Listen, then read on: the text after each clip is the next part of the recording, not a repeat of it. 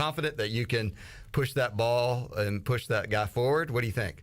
Yeah, no, that's a great question. And as a player, you go all the way down the field and you're right there on the goal line. You're telling the coach, hey, we can do this. We're going to get in. We're going to move these guys. You want the coach to go for it. Would you have gone for it there? Or would you have kicked it? If I was the coach, I would have kicked it. Well, it would have put you up 2 scores. 2 scores at the time.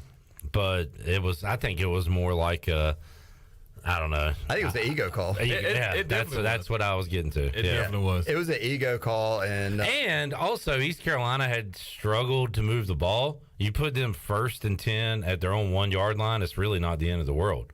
Now, it turned out East Carolina, was able to move the ball and everything. But I think at that point, it wasn't the worst call at all to go for it. I think the smarter call would have been to kick the points, kick the 3 points. Right. No, that's the logical call. But like you said, man, that pride kick in, man. Who ECU think they are? That's what it was. Amazing stop by the Pirate defense, and the play ends up at like the 25-yard line. Willie, there's forward progress, obviously, but by the time the guy goes down, you got Pirates celebrating in midfield. I mean, what a scene that was. Yeah, that was exciting. All right, we are on Facebook Live and YouTube. Big Willie Smith hanging out, medium-sized Ellerbe here as well. Yes. I wish I could have used Big Willie Smith when I was going to the concession stands to part the sea for me to get up front. Did you go to the concession stands at the game on Saturday? It was crazy. It was a little nuts out there. So JJ McLamb will join Troy and I at 4 o'clock in the Pirate Radio studios to address all of the issues and concerns that folks had at the game on Saturday. Willie, I saw pictures of you at the game, so we talked about your actually watching the game experience. Did you have any issues there, concessions and otherwise, while you were there? Yeah, I mean, the long lines trying to get up there to get something to drink. I had my big gulp lemonade, but that ran out, man. It was hot. I was gulping that down and, got up there, man, and, they just ran out of stuff. So, yeah, had that issue. What were you really focused in when you were watching the game from your seats? Was there anything in particular that you were really kind of keying in on at play in and play out? Yeah, I mean, for me, I guess just because I played O-line and D-line, I just naturally gravitate to that position. So I was watching the O-line run block, and I was saying that we wouldn't get anything there, but I was very impressed with how they were pass protecting. It seemed like they was picking up almost every blitz that came. If you're grading out the offensive line, if you were their coach today, what would you be feeling about that right now? Yeah, I'm feeling pretty confident as O-line coach right now with just. Because when you think about pass protection, it's the O-line, but it's also the running backs. The running backs got to be keyed in, and they were picking up the blitzes as well. And if I'm working on anything, I'm really working on getting my guys to move the guys off the line of scrimmage. And when you can't run the ball, it makes passing tough too, because guys know it's coming. And I guess from that perspective, I was kind of impressed with the way East Carolina was able to move the ball in the second half when NC State knew that, look, they can't run on us, they have to throw, and Pirates were still able to throw the football. I think that says something about their passing game. No, absolutely. And when you think about it, man, when you got a really stout D-line, you can't run the ball, think about it. A quick little pass that picks up 2-3 yards, that's the same as a run that picked up 2 or 3 yards. So it's kind of the same thing. So if you can establish that, then that opens up the run later on in the game. And we did start to do that a little bit. One thing Donnie Kirkpatrick said yesterday he'd like it back is the 4th down call for East Carolina, where it's 4th and 4-ish or whatever, and you've got everybody just running streaks down the field. Right. And he said at that time you needed somebody breaking over the middle, do something different. So that's a hindsight 2020 there, but Donnie Kirkpatrick admitted that that's one that was on him on Saturday. What's your favorite first down play when as an offensive lineman? How do you want to start a drive and establish the offensive flow? Yeah, as an offensive lineman, man, you want it to be some kind of run, maybe a zone type play, so you can get the moving, you got the back moving, and you can get downfield. That's what you want. You want a run play where we can pick up maybe 4 or 5 yards in the first play, because then you're not going to be in a 3rd and long situation. You hope. Yeah, go ahead and cut down the 2nd and 4, 2nd and 5, and then it opens up a lot of options of what you can do from there. Absolutely. I saw Georgia Tech last night taking on probably the toughest D-line in the country, Clemson, and they go play action bomb the first play, throw an interception, and you kind of knew how that game was going. But they were like, let's just go for it, man. What do we got to lose? That seems like a play I would do on Xbox. Yeah. And of course, the quarterback got hit when he threw it, so he underthrew it, and it was an easy punt interception, basically. Chandler, good job getting us online, but I do have an issue. We got a ton of people watching, and we got one like. What should people do? I mean, this is outrageous, Chandler. Come on, folks. Tell them what they need All to these do. people watching, they need to smash the like button. Smash the like button. And not just that. They smash the like, they think they're done. No, sir. Not done. Smash the subscribe button as well. On YouTube, subscribe, smash the like. You got to smash it, Ellerbe. It's a lot better when you're playing smash ball here on Fire. Smash mouth football? Is that what you're looking for? Yeah, sorry. Thank you for the help out. Good to have teammates here. Yeah. Smash mash. All right, week 2, Willie. We've kind of talked about it, but East Carolina is coming off the brutal loss. The old cliche, did it ever happen? Did you ever notice it? Don't let the same team beat you twice. Like we hear that one in football. What does that mean? How do you avoid that? Yeah, so, I mean, what that means is, you just played a game and you lost. Don't carry that loss into next week practices. And if you keep thinking about, well, we could have did this better, we could have did that better. As a player, if you had a bad game, you keep thinking about how you give up that sack or, how you did, give up the whatever it is.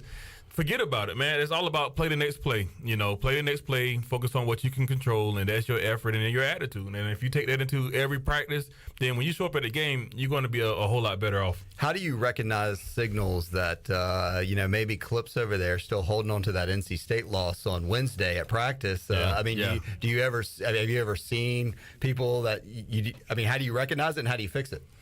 Well, I mean, you can recognize it by just, if you've been around these guys, for 5-6 weeks at this point, and they just seem like they're not themselves. They're not, going full tilt, or they're dropping balls that they should be catching. You see that their play isn't to the level that it should be. Then that's the clear sign that, hey, they still thinking about last week. So hey, let's figure out how we can get this going in the right direction. I had the guys on the Players Lounge Monday, and they are better than us and the fans at getting over it. And it's not the point that they don't care. They care as much more than we do. But they know that Old Dominion's coming here Saturday, whether they're ready or not. So they got to get ready. They're coming here with an extra day rest and a big win. Good point. And I do like the mindset they're in. We saw it last year. I was asking the guys when they started 0-2 last year. I remember Snead and Rajay sitting in here and was like, how do you guys keep going? I mean, you're 0-2, and they're like, hey, this just motivates us more. Like we still got a long season left, and there's a lot ahead for this East Carolina football team.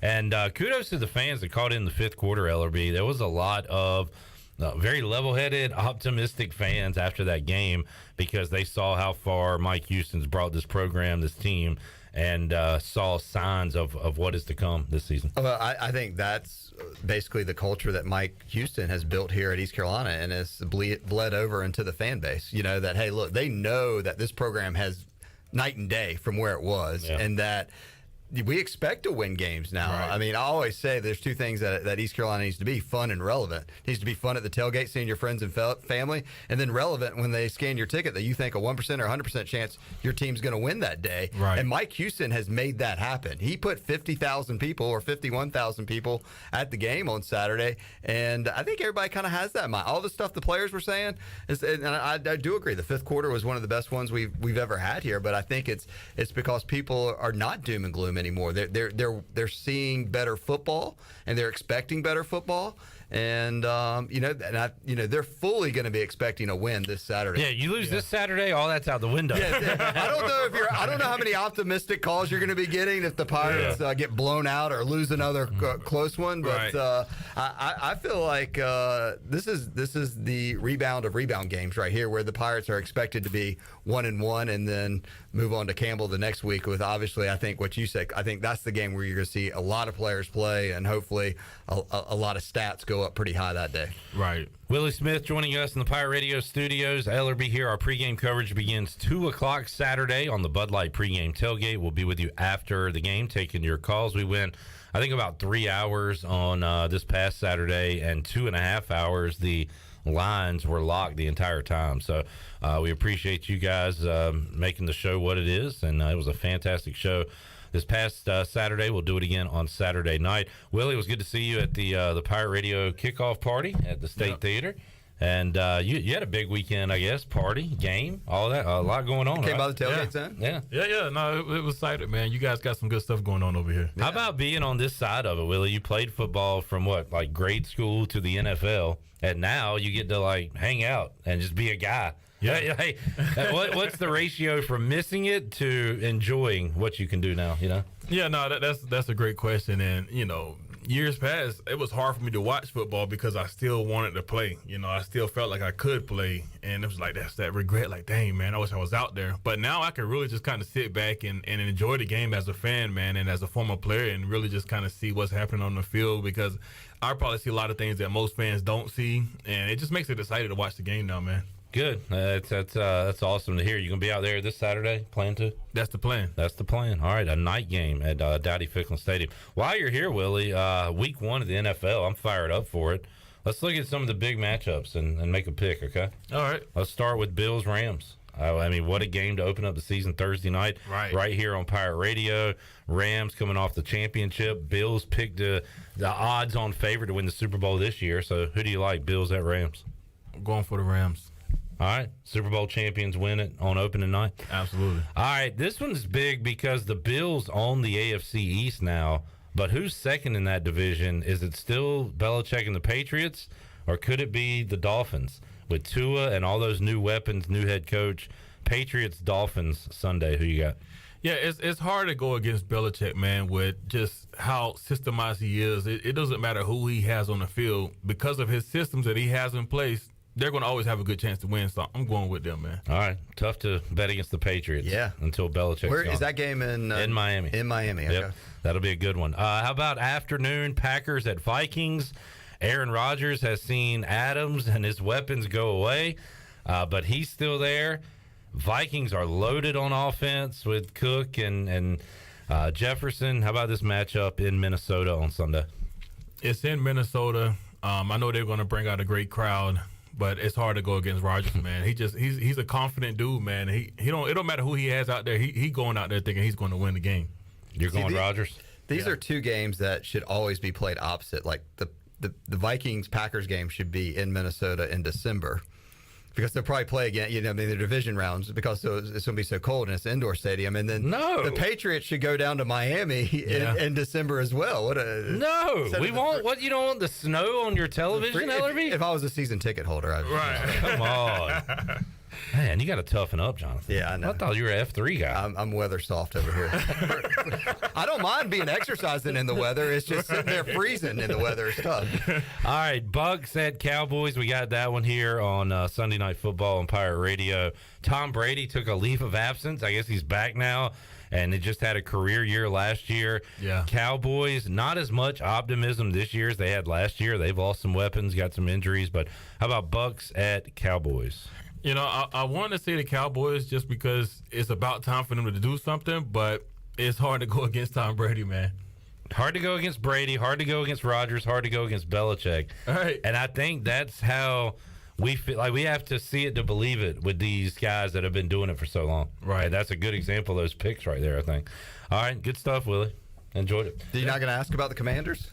That's not a big game. Jaguars at Commanders. I just got to throw it out there. You guys. 40% capacity. It's going to be so sad. I mean, I'm excited. I want them to do well.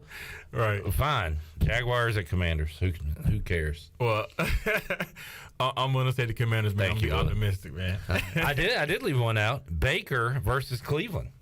Yes. Panthers and Browns. Yeah. Who wins that one?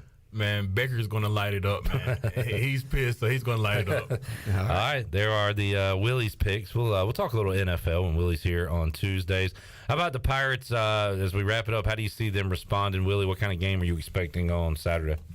Yeah, man, I think these guys are going to come out. The offense is going to establish the run, hands down. That's going to happen in this game. That's going to open up the play-action pass and then just the whole passing game in general.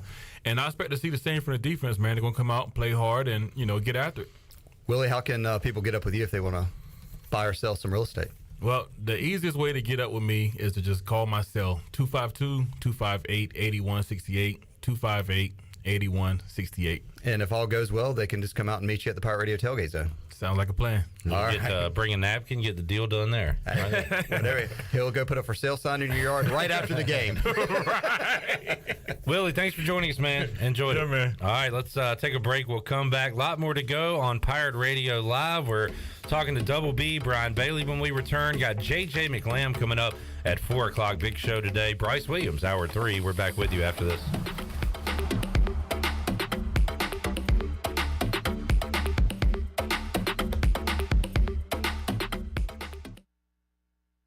It's the next generation of light beer. For those who don't follow trends, but craft them. Flight by Yingling is 12 ounces of uncompromised refreshment from America's oldest brewery. With only 2.6 grams of carbs and 95 calories, this is premium refreshment 6 generations in the making. Don't just raise a glass, raise the bar. Flight by Yingling. Available wherever beer is sold. DG Yingling and Son Incorporated, Pottsville, Pennsylvania. Please enjoy responsibly.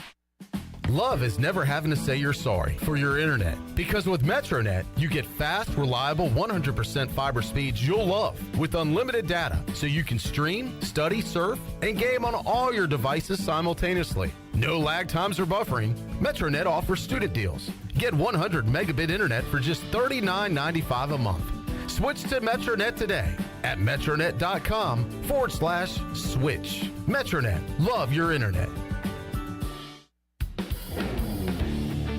Before you hit the road this travel season, be sure to get your tires inspected by the tire guys at Greenville Auto World. The Greenville Auto World service team sells all the top brands and economy tires if you need a new set. Need an oil change, state inspection, or AC repair? Greenville Auto World can work on any type of vehicle, and the monthly oil change special is only $29.99. Make an appointment now by calling 364-8730. For award-winning service, trust Greenville Auto World. I can't think of anyone who doesn't love a clean car, but how often do you actually go to the car wash? Does it take too long, or maybe it's just not a very nice place? Tommy's Express changes everything. Our wash is bright, inviting, clean, and fast. I love the flat conveyor belt. So easy to pull onto, much smoother ride, and safer for my car. And when you join Tommy Club, you can wash as often as you like for one low monthly price. I save money and time. We're Tommy's Express. At the corner of Greenville Boulevard and Red Banks Road, Greenville. BMS Builders is your premier custom builder in eastern North Carolina. With homes in Blackwood, Mills Creek, Dalton's Cove in Farmville, and Belmar and Ayden, they're constantly expanding. Now to Laurel Glen and Sarah's Way, plus the new duplex community at Abigail Trails. BMS Builders can build the home of your dreams. Just ask Dr. Dennis Ross in Greenville or ECU football coach Mike Houston. They built their homes, and they can build yours as well. Call 916-1578 for BMS Builders. This is Mark Washington with Max Sports Performance at Max Fitness. Our facility has reopened and is following all safety protocols. The best thing you can do to strengthen your immune system is, of course, to work out and exercise on a regular basis. I can assist you as your performance coach. You can also enjoy the benefits of a private facility. Avoid the crowds and work out at Max Fitness. Now is the time to get healthy. Max Fitness, just off Highway 43 in the old Ace Hardware building behind Speedway in Greenville. Call me, Mark Washington, 902-4877. Better ingredients, better pizza, better brace yourself, because this right here is a Papa John's Papa Bowl. No crust, just piping hot toppings and melty cheese in an oven-baked bowl. Better ingredients, better pizza, now in a bowl, Papa John's. Hey, Pirate fans, brace yourself for the brand new Papa Bowls for only $7.99. The new Papa Bowls are an MVP move for game day or any day. Place your order online at papajohns.com and sign up for Papa Rewards. Papa John's, better ingredients, better pizza. Go Pirates! Hey Pirate Nation, Shimmer Boutique is your one-stop shop for all your tailgate essentials. This is Holt Nailers, and if you need a Yeti cooler, apparel, shoes, or accessories for the season, Shimmer has you covered. Shimmer Boutique is also the exclusive retailer in Greenville, carrying the largest selection of built when broken gear for adults and youth. Be ready for game day and every day at Shimmer Boutique on Greenville Boulevard behind Starbucks and in Winterville across from Lowe's. Go Pirates! Pirate Radio. We're going to be bigger, faster, stronger, and older. That's always a good combination. The voice of the Pirate Nation.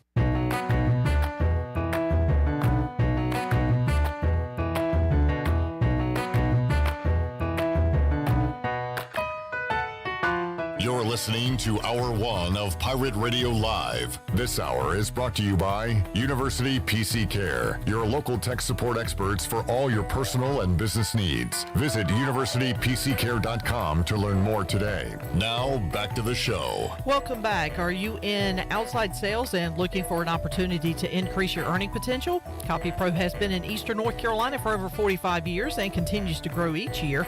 And they're in need of more sales professionals with a desire to potentially make a six-figure income. Do you have what it takes? Visit copypro.net today to submit your resume and to learn more.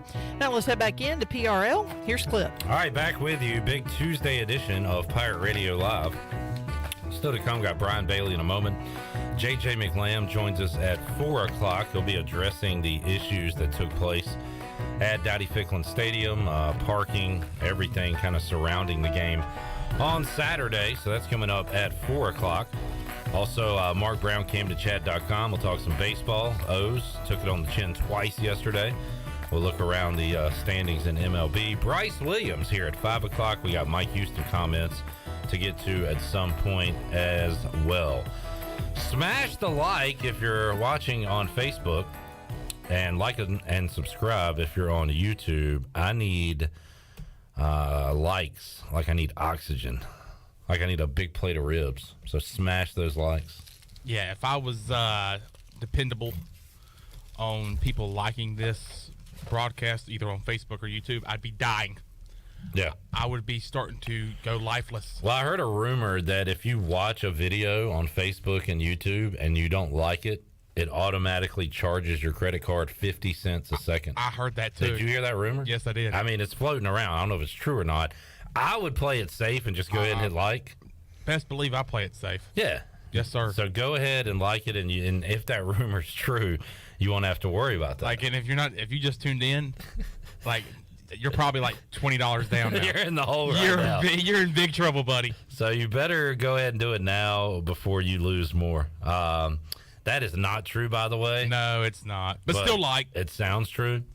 You know, I bet if I said that the political party you don't like is instituting this rule, I bet people would start liking it then. Yeah. You know what I'm saying? Oh, no doubt. So just give us a like. We're doing this for you for free. Slap a like, smash a sub. Simple as that. All right. Hey, you know what, Chandler? You're my guy. Hey, no problem, my guy. You're my guy. No problem, my guy. Yeah, you're my guy. No problem, my guy. My guy. My guy. Say that one more time. My guy. Something about Rajay saying my guy. My guy? It fires me up. Didn't you ask him, like, how did the touchdown feel there late in the game? How did it feel to get into that end zone, to slide into that end zone? And what did he say? Like a dream, my guy. My guy. My guy. It was a dream come true, my guy. Yeah, that's just so smooth with it. All right, let's head out to the Pitt Electric live line. Pitt Electric is your trusted electrical partner since 1981. You can join their team. They are hiring. Go to pittelectric.com. Joining us, sports director at WNCT Channel 9, host of the Brian Bailey Show here on Pirate Radio. Brian Bailey joins us. BB, how you doing, man? Doing great. How are you? Doing great. Great time of the year. And we'll start with Pirate football. We've got your thoughts on the U.S. Sailor fifth quarter call-in show. You called in, Bailey, after the calls had finally calmed down. We had about 2.5 hours where we didn't have an open line. It was buzzing, and a lot of folks had a lot to say. And I gotta give credit to the Pirate Nation. A lot of what I thought level-headed, optimistic responses for a game where you just got your soul crushed. And I give the Pirate fans credit for that, man. East Carolina played them tough, and we all know what happened at the end. Yeah, and I think the reason for all of that is that you saw a team that really played a really good football game against a good football team and really should have won the football game. I mean, there were so many positives that came out of that. You know, the 2 goal line stands, the interception by Jairo Wilson late, the drive that Holt Nailers put him under to get him in field goal range. And, there was just so much there with the build-up, the anticipation, the 51,711 in attendance. I mean, it was really just a great day in Greenville that would have been even greater if that field goal had gone through the uprights. But it didn't. you got to bounce back, and now it's time to get ready for Old Dominion. I think one of the best things that could have happened, I even said it Friday night before the ECU State game, was Old Dominion beating Virginia Tech. I mean, East Carolina was going to have their attention anyway, but now they certainly do after ODU knocked off the Hokies on Friday night. Yeah, and I really I watched that game, and I came away just thinking that neither team was very good offensively, or either both teams were very good. I heard you ask that to Donnie Kirkpatrick yesterday on the show. How'd he answer that question, Bailey? Well, he kind of gave it the coach speak. Yeah. Deal. They got respect for everyone, and I respect them too. But it just didn't look like there was a whole lot going on offensively for both of those teams. And Mike Houston said today that they've got a really good offense, and Houston's not one of those that like the Lou Holtzes of the world that will make the Mount St. Mary's sound like they're Notre Dame or something like that. I mean, he's not usually the type that oversells something, and he was really complimentary of what Old Dominion's done, of Ricky Ronnie, their coach, and I think he expects it to be a really good football game. How about the roller coaster there at ODU? Bobby Wilder did a great job there. Bailey, it had kind of hit on some hard times. Last year, ODU comes out. It looks like they might go winless, and then they go on this win streak at the end of the year and have a lot of momentum coming into this year. They followed that up with a field-storming win against Virginia Tech. So looks like Ronnie has that thing going in the right direction right now. Yeah, and when he took the job, there was a lot of positivity around the program, and they were really excited to get him from Penn State. And I think so. I think that there is a lot of excitement around the Old Dominion program and what they've been able to do in their short history. I think they started playing football in 2009, so they haven't played all that many years. But I think it's a good game for East Carolina. I mean, they're not rivals like NC State and East Carolina are in-state rivals. But Norfolk, Virginia is 2 hours and 10 minutes from here because I've driven it about 1,000 times in my lifetime. And really, I mean, I think it's just a really good game for their fans. Now, I was surprised last time they played here. I think they were coming off the win over Virginia Tech back then, and I'll have to double-check my facts on that one. But I know they were coming off of some big win, and I thought it was going to be a really nice Old Dominion crowd, and they really didn't travel very well. So I'm anxious to see this time out how they do at Dowdy-Ficklen again. And how would the Pirate fans show up, Bailey, after a great game but a narrow loss, and also what sounds like some not great fan game day experiences at Dowdy-Ficklen? And hear from J.J. Lamb today on the show with Troy D. But I know a lot of fans had some stuff to say about that following Saturday. Yeah, and that's unfortunate. I think, in some respects you expect a little bit of that because obviously the crowd is the largest in ECU history. But I think, in some of the problems that they had last year, they were supposed to be, fixed, and they weren't. And it's just some of the things, and it's easy for us to sit on the outside looking in and say what we want to say. But I just think they knew it was going to be hot. Why not have barrels of water, water bottles, and just sell them for $1 a piece just so people would have them? I mean, it was hard to get anything, and that's unfortunate because you've got to get, people have got to be able to get some water, get some drinks, and the lines were long all over the place. Brian Bailey joining us on the Pitt Electric Live Line, East Carolina Old Dominion. Our pregame coverage begins at 2 o'clock on Saturday on the Bud Light pregame tailgate, and we'll talk to you late night after the game on the U.S. Sailor fifth quarter call-in show. Gearing up for week one of the NFL, Bailey. A great one here on Pirate Radio Thursday night to kick it off, Rams and Bills. And then we'll have your Cowboys here on Sunday night. I'm trying to get that knocked off the air, but I think we're going to have that one here on Sunday night as well. Boys and Bucks going at it this year to kick off the season. How you feeling? I'm feeling like you're a closet Cowboy fan, and I'm going to get you that Dallas Cowboy cap for you to wear. I think that's going to look good. Look, I know a lot of you Cowboys fans are in the closet. I'm not one of them, Bailey. I'm going to tell you. You're out of the closet, are you? I'm a proud Commodore, as you would say. Yes, you are. Yeah, Lionel Richie special, Commodore. But I just can't wait to get it started, man. There's just nothing, and we've said it so many times over the years, but, once it gets cranked up, I mean, we're a month into the high school football season before the pros even start. You're almost halfway through it. After kickoff, you're just in a tornado for a few months, and it goes by like a few weeks, don't it, Bailey? It does. It flies by. I mean, next thing you know, we'll be planning on Thanksgiving and what's going to happen there. But it's just so much, fun to watch the games and see which teams, are going to be as good as you thought. I mean, the Cowboys and the Bucks. I was watching the ESPN bottom line, and Tampa Bay's favored by 1.5 or 2. But then it says Cowboys 64% chance of victory, and I'm thinking, how is that? What kind of formula did they use for that? But I hope they do have a 64% chance for victory. I'll take it. Kind of some weird stuff going on in Tampa with the Brady absence, and you've got some O-line issues there, and I don't know. The Bucs are still the favorite, obviously, in the South, but I don't know. It just kind of sounds like a recipe for maybe a disappointing season there. I'm done trying to say Tom Brady's done. I think I said that like 7 or 8 years ago, and he had a career year last year. So I'm not going to write him off until he is it might be until his funeral, Bailey. I think even if he's like 60 or 70 years old, he could probably come back and still play a game or two. I think you're right. And when he retired, and I thought, well, he finally did it. And then, what was it, 2 weeks later, he was back at it, couldn't stand it. I think that's what's going to happen when I retire. I'll be back at it pretty quick. You're going to be doing something. I know that much. I'll be doing something. I don't know what it is. I'll be doing something. Brian Bailey joining us. Looking forward to a fun college football NFL weekend. Bailey, everybody I talked to had some folks going out to the Conley game Friday night, and I said, yeah, this one's probably going to get ugly, man. Cleveland.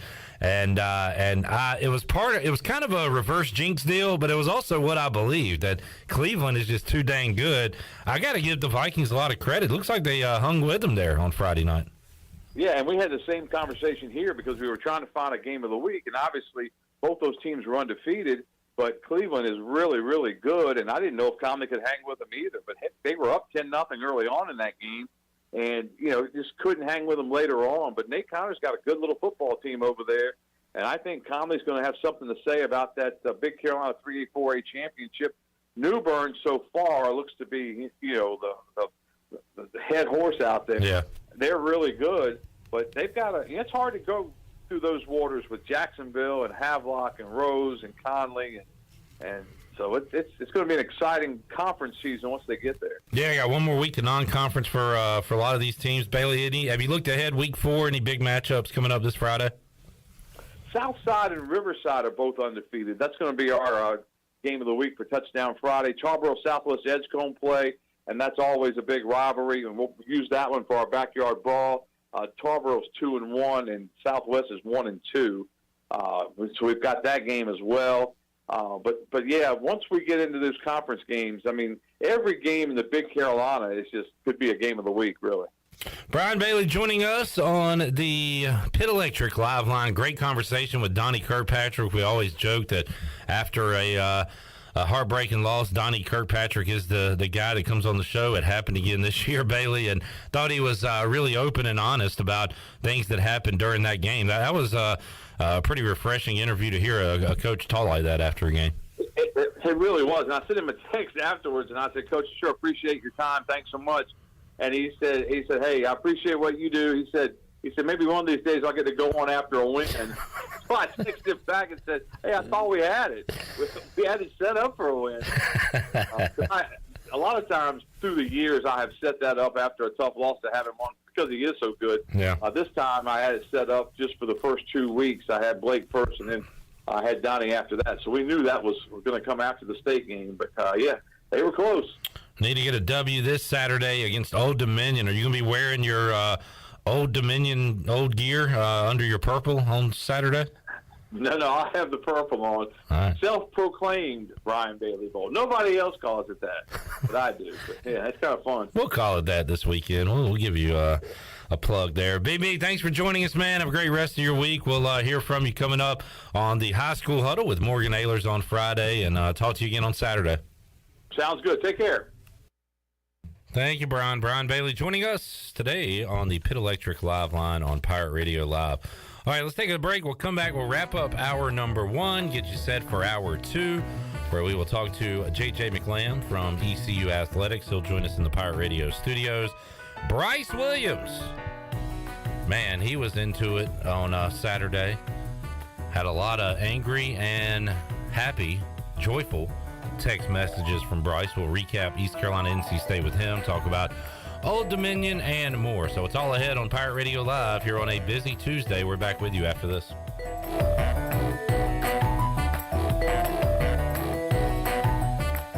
The Buccaneer Music Hall is your beacon of music in the land of pirates. The doors open at noon, 7 days a week. And the Buck has live music every night, along with football. Monday is open mic night, the first Monday of each month. Tuesday, it's karaoke with DJ Captain Morgan. Wednesday, it's acoustic night. Thursday, it's the dance party with DJ Kid Scene and live music every Friday and Saturday night with the best bands on the East Coast. Follow the Buck on Instagram for information and schedule of events. This season, party like a pirate at the Buck.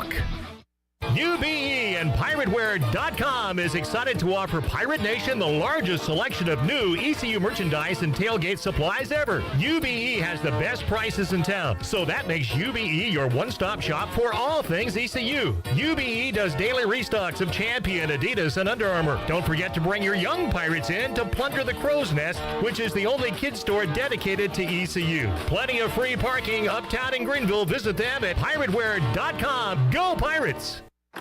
Welcome to US Cellular, where new and current customers choose any phone they want for free. Free? Even the one with 5G and lots of storage? Free. And the one with the latest everything? Free.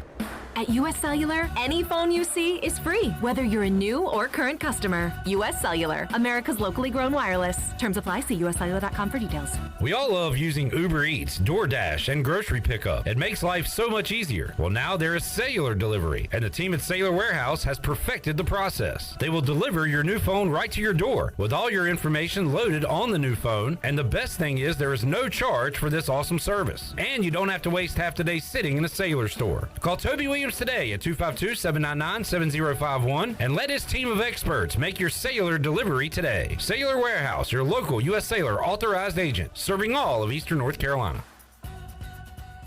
Be sure to check out David Price Construction for all of your commercial or custom residential renovation and building needs. Run by ECU alumni, David Price Construction specializes in commercial projects, maintenance on facilities, and large-scale residential renovations and additions. Proud to be voted the Remodeler of the Year by the Home Builders Association of Raleigh-Wake County in 2018 and Best Business Commercial Remodel Project winner for 2020. David Price Construction, the proud ECU Home Services partner. Mow like a pro with Hustler Turf zero-turn mowers. They engineer their mowers to be maintenance and service friendly for the everyday homeowner while not sacrificing the build and cut quality they're known for. From the heavy-duty frame to the welded steel deck to their trademark smooth track steering, Hustler Turf zero-turn mowers deliver professional grade cut quality for a perfectly manicured lawn. Come into Ron Ayers Motorsports to see the Hustler difference for yourself today. Ron Ayers Motorsports, Highway 11, north of the airport in Greenville. Well, the secret is out. CD's Grill has the best breakfast in Greenville. Start your day with a made-to-order breakfast Monday through Saturday at CD's Grill. Plus, you can enjoy lunch Monday through Friday. And their lunch specials are always a huge hit. Monday, it's barbecue chicken. Tuesday, pork tenderloin and gravy. Wednesday, chicken and pastry. Thursday, barbecue pork chops. And Friday, it's spaghetti. CD's Grill on Fire Tower Road in Winterville near Evans Street. Stop by CD's Grill for the best country cooking around. Every team knows that the two-point play can be a winning move. That's why I'm here. State Farm agent Timothy Sawyer and my team are here to help you go for two by combining your home and auto insurance. It's a great call that saves you time and money. So go for the win and score some savings by combining your home and auto. It's just another way we're here to help life go right. Call me, Timothy Sawyer, at 493-0002 today. This is Touchdown Tony Collins, and you're listening to Pirate Radio, the voice of the Pirate Nation.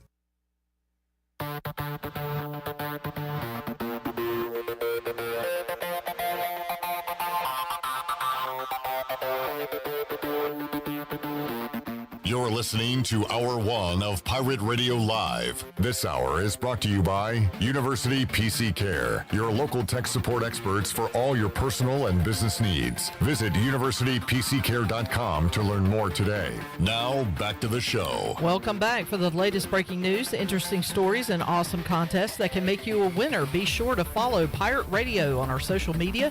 Follow us on Facebook, Twitter, and Instagram at PR927FM. Join the over 59,000 followers today. Now let's head back in to PRL. Here's Clip.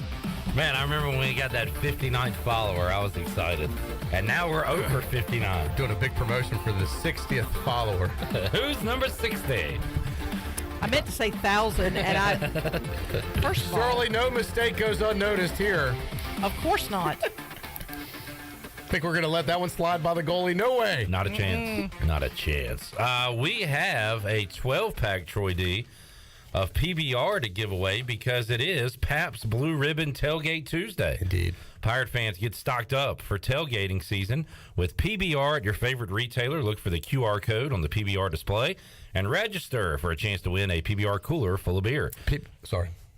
Go ahead. No, this is part of the script. No, I know. You interrupt me, and then I get it back on track.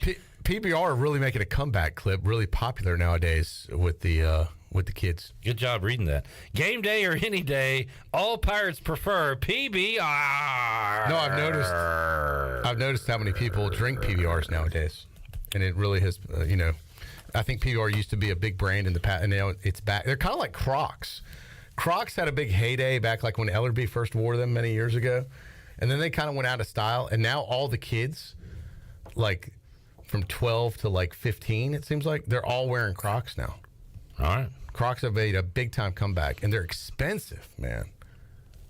You've priced out a pair of Crocs lately? I'll tell you what's not expensive. $50 for a pair of Crocs? That's a Croc. What's not expensive is a free 12-pack. You're not that guy, pal. Trust me. You're not that guy. What is happening? A free 12-pack of PBR, which is on tap at the end of this segment. So a couple minutes from now, we'll open up the Pirate Radio Pit Electric Live line, and you can be a winner. That's awesome. Yep.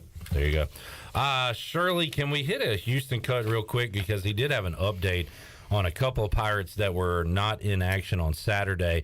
So we learned before the game that Bailey Malovic was with his family in South Carolina due to a family issue. And also Rick DeBrew all last week, not on the depth chart. Jeff Charles didn't have much of an update on it other than it looks like a doghouse situation, and Mike Houston addressed it today.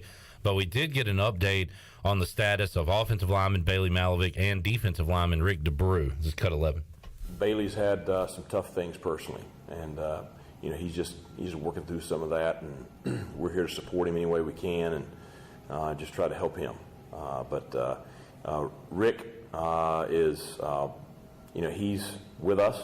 He's practicing, and he's just like anybody else.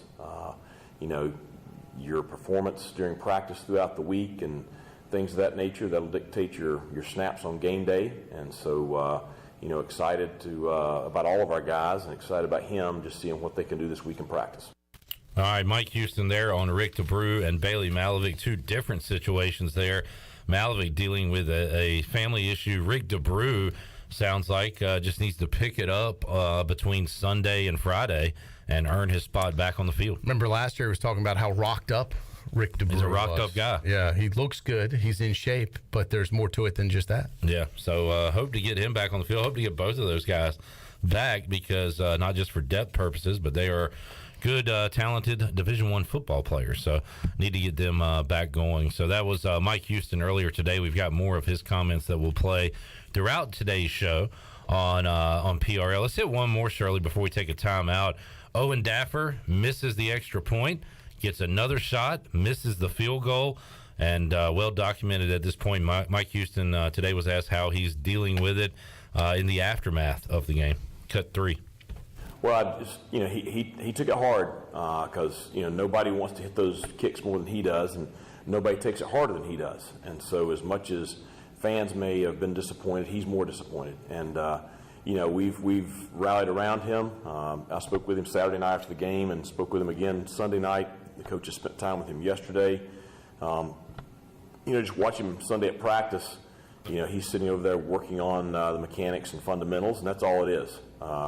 And the thing that he has proven that he is a top-level kicker. You're not 19 of 23 with a 54-yard game winner, perfectly executed onside kick at Marshall. You don't do those things if you don't have the ability to compete at a high level in pressure settings. And so I expect him to bounce back, and he's going to have a great year for us, and we have confidence in him. Mike Houston on East Carolina kicker Owen Daffer, and we'll hear more from Coach Houston coming up later on in today's program. Right now, we will open up the Pit Electric Live line and give away a 12-pack of Pabst Blue Ribbon. It is Tailgate Tuesday here at Pirate Radio. Shirley, you want to go caller 12, 317-1250.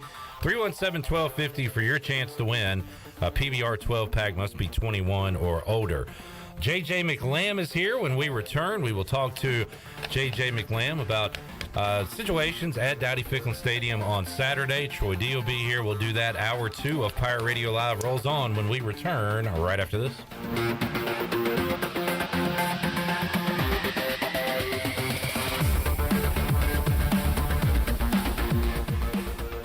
Are you ready, Pirate fans? Freeboot Friday is back. Uptown Greenville and the City of Greenville invites you to Freeboot Friday, the official pep rally of home ECU football games. Join fans for live music, food trucks, beer and wine, children activities, and more. The Freeboot Fun takes place from 5:30 to 8:30 p.m. each Friday before ECU home football games in 5 Points Plaza. Visit Uptown Greenville for more information, and as always, go Pirates!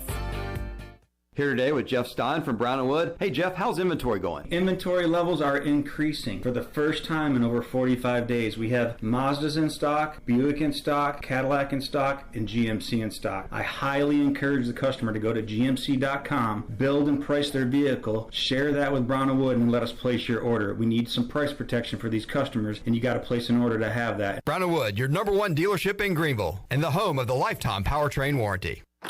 Welcome to US Cellular, where new and current customers choose any phone they want for free. Free? Even the one with 5G and lots of storage? Free. And the one with the latest everything? Free.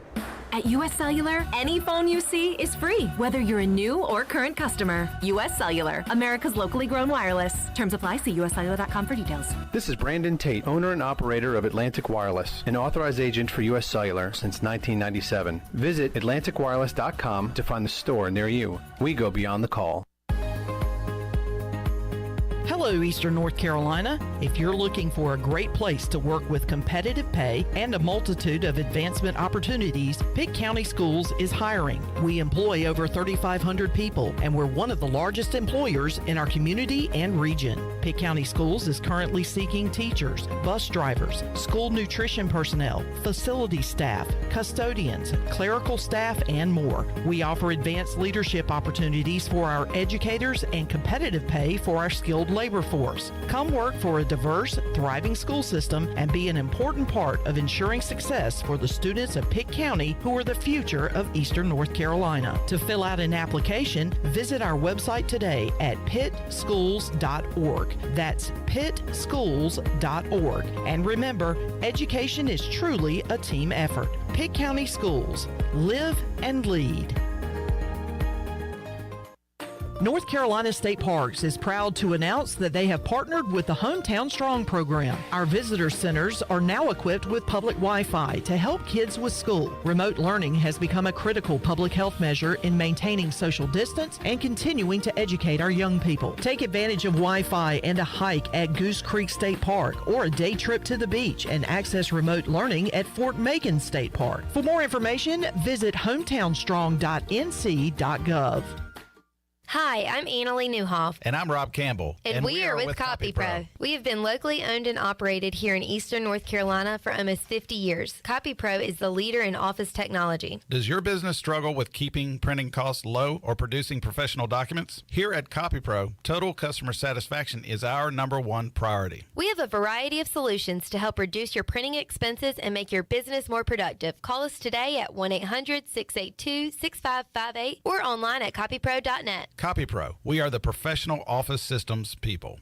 This is John Gavigan with the Gavigan Agency. Our top priority is doing what is best for our members. Whether you are buying a new vehicle, a new home, protecting your family with life insurance, or filing a claim, our agency will be there every step of the way. Our goal is to become a trusted advisor for you and your family for all of your personal and commercial insurance needs. Give us a call in Greenville at 756-1400 for a car, home, business, or life insurance quote today, and give us the opportunity to show you the benefits of doing business with someone who cares. This is Pirate Radio, WGHB Farmville, 1250 and 92.7 FM Greenville, WDLX Washington, 930 and 104.1 FM Washington.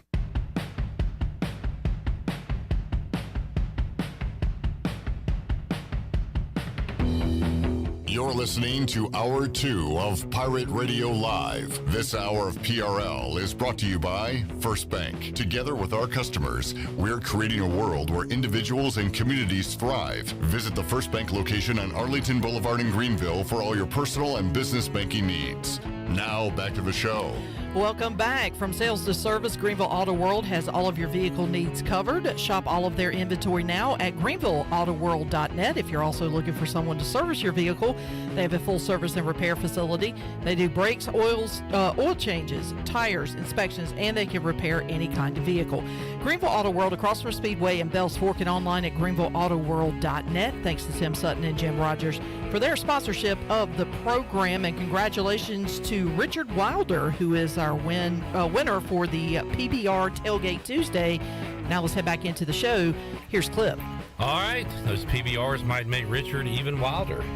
Oh, nicely done. That is a pro move right there. Here, thank you. Don't attempt this at home. All right, welcome back into Pirate Radio Live here on a Tuesday. Still a lot to get to, including former ECU tight end Bryce Williams. He was fired up to see number 80 get in the end zone, his old number. Shane Calhoun will talk about East Carolina, NC State, look ahead to Old Dominion as well. Troy D alongside, and also joining us in the Pirate Radio studios, JJ McLamb from ECU Athletics. JJ, how you doing, man? Doing good. Appreciate it, guys. Thanks for coming on. Yeah, I appreciate it. JJ is the, did I get this right, Executive Associate Athletics Director? That might be the first time you've gotten it right. All right, Troy. that's a big accomplishment for me, but we do appreciate. He's reading from. I know. I want to make sure that we got it right. He can read. Yeah. Well done. Well, it keeps changing all the time, so they keep adding titles to you. But anyway, thank you for being here. I want to give you props. First of all, we talked yesterday, and before I could even ask you, you were like, "Hey, man, I need to come on the air, and I want to address some of the stuff that happened over the weekend." So, actually, this is something you initiated. And originally we were going to record it over the phone. You're like, no, I want to come in live in studio, potentially even take calls later on. So kudos to you for at least, not shying away from some of the issues that happened over the weekend. And there was some good that happened over the weekend too, which I also want to address. But let's start, JJ, with I guess, what we're going to talk about here is not anything on the field. This is all operational stuff in the stadium, fan experience stuff. What from y'all's perspective, from the administration perspective, I guess, what did you see as some key problems on Saturday? We, Troy, like everybody else, we saw some of our logistical issues that we had stemming from, the parking, the traffic flow coming in, parking going into the lots, on into the lines at the gates getting in, and then with some of our concessions issues. So, we did see it and we realized it. And, we've heard from a lot of folks the last 48 to 72 hours. And, that's one of the things with John and Ryan and myself. We're not hiding from the conversations. We're taking them, and we welcome the constructive criticism and the feedback from Pirate Nation. And we're committed to working with our partners and our vendors on getting it right.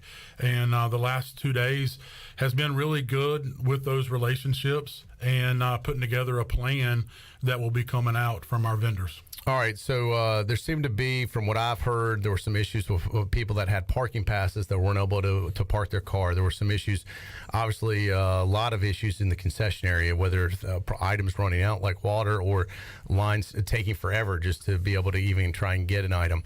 I heard there were issues with students not being able to get back into the student section after they left to go to the bathroom or wherever they went.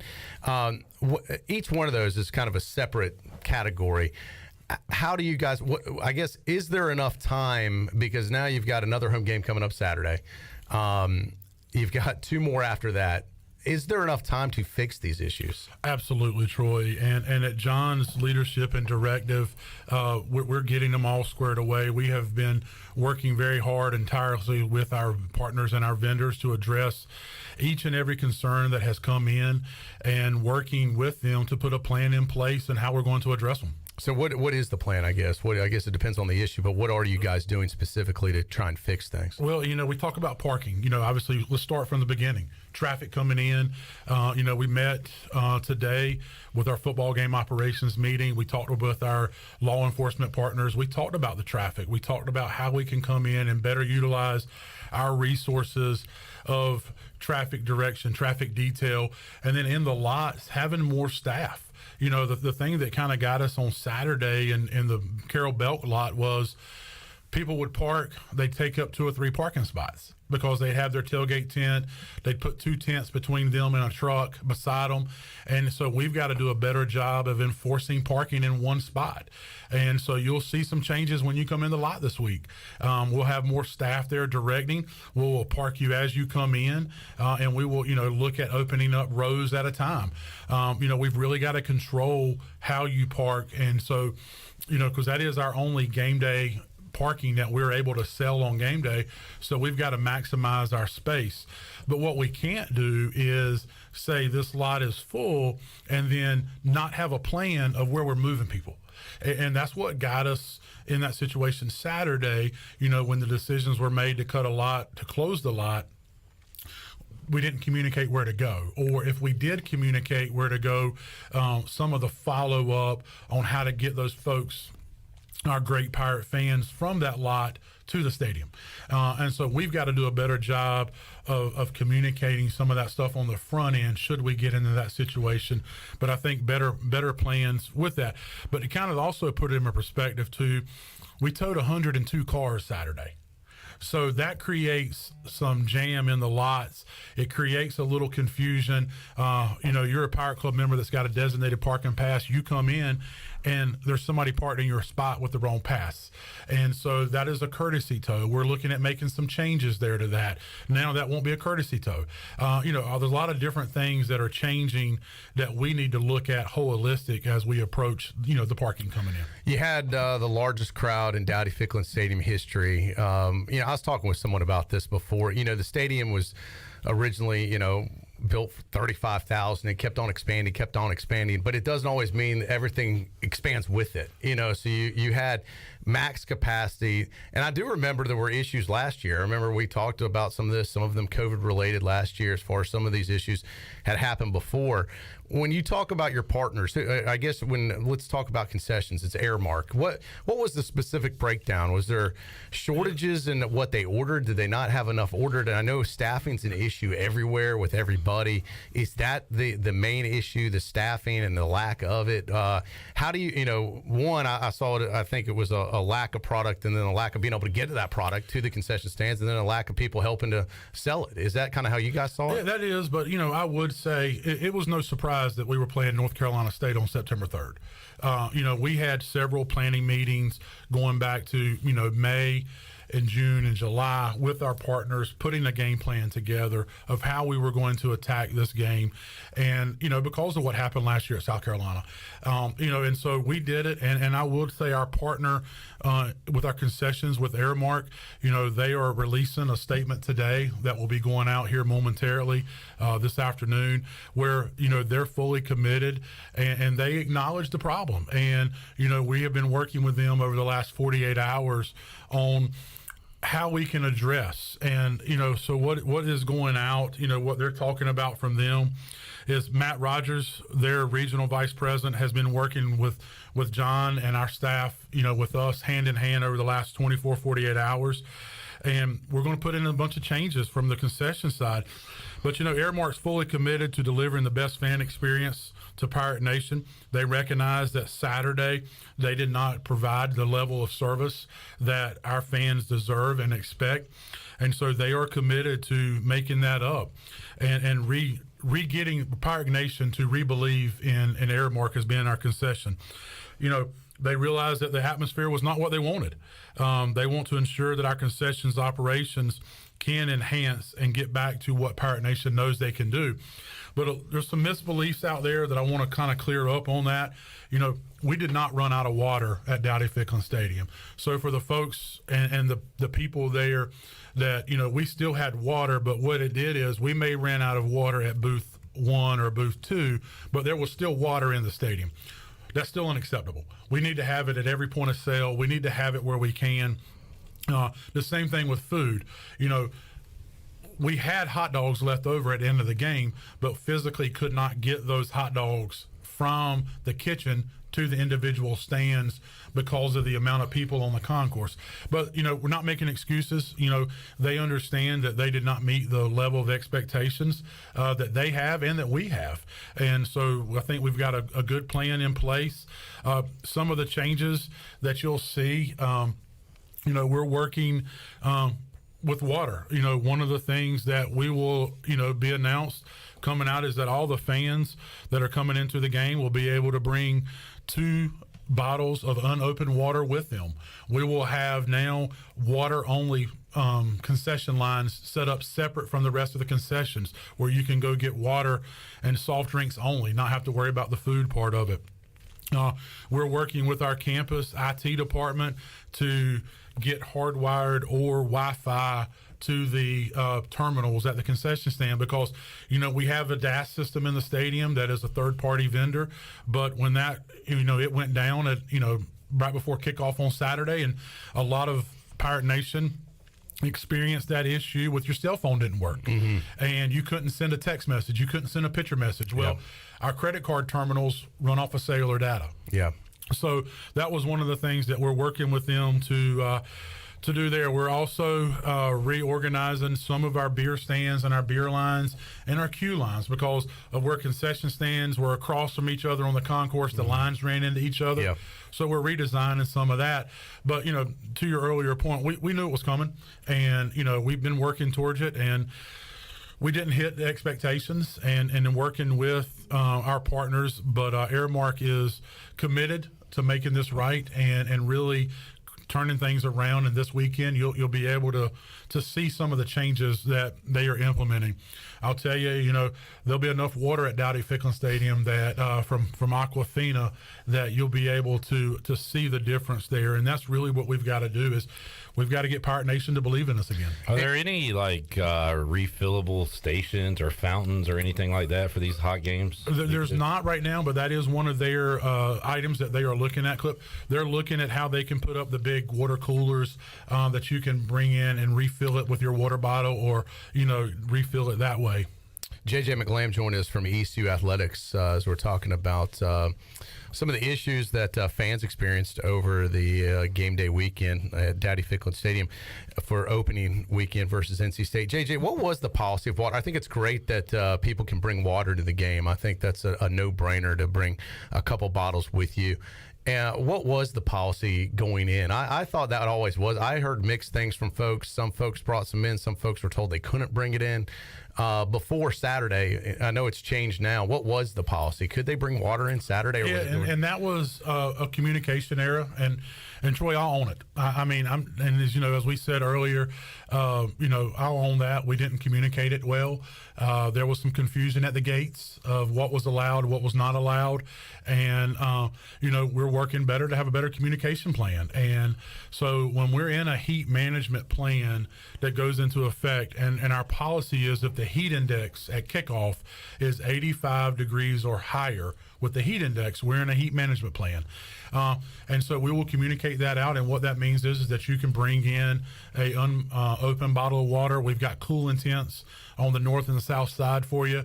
We have fans on the concourse, and try to set up some areas of assistance so patrons that do need to get out of the heat can come down and sit and have a cooler place to sit temperature wise. And that was some confusion at the gates, and I will own that with our folks there, and working towards that this week. I did hear from some students. There seemed to be some confusion in the student section. I didn't witness this. I'm only hearing it secondhand, so I'm asking you out of curiosity too. But I did hear from people that were involved in this that were sitting in the student section. They'd go down and they were told they couldn't come back up. What was the situation with that? Yeah, and Troy, that's a very complex one there. I want to talk about the good real quick. Having over 13,000 students at Dowdy-Ficklin on Saturday was a record high for us. That is phenomenal. We want to continue our student support. We want our students to continue coming, and we need to make that a fun environment for them. And that started, we had a great tailgate at Treasure Island, what we're calling over at the tennis courts, where we had a DJ and the band for them there. Great atmosphere, and we got to carry that over into the game. But the students got in, and, you know, the Boneyard, and one misconception that we need to do a better job of educating, the Boneyard is actually sections 21 and 22, the last two sections in the north side, and then what we're calling the Boneyard, which is sections 23 through 31. So in that, you know, there's about 13,000 seats in those two areas combined. And our students only think the Boneyard is the middle.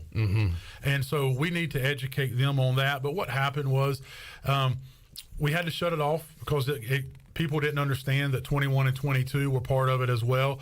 So we had to shut it off, redirect students over to 21 and 22. When we did, they climbed the wall at 21 and 22 over into section 23. So at that point, you know, working with our police partners, we had to shut it down and get control of the area.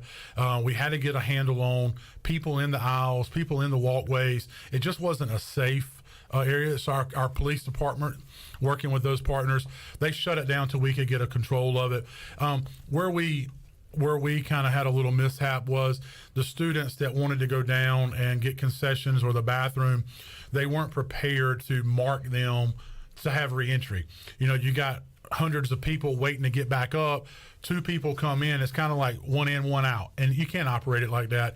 If a student gets in there and they've got their seat, they want to go down, you got to be able to allow them access back up.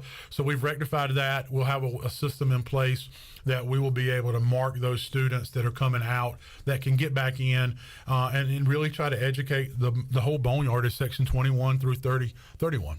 What about the tower? You know, that's something that obviously the majority fans aren't in, the suites and the club level, but that was under a new group this year, at least handling the hospitality, from what I understand.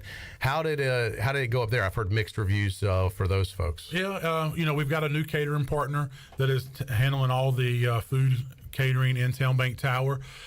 You know, we had a conversation with them yesterday. We had some wins and we had some losses.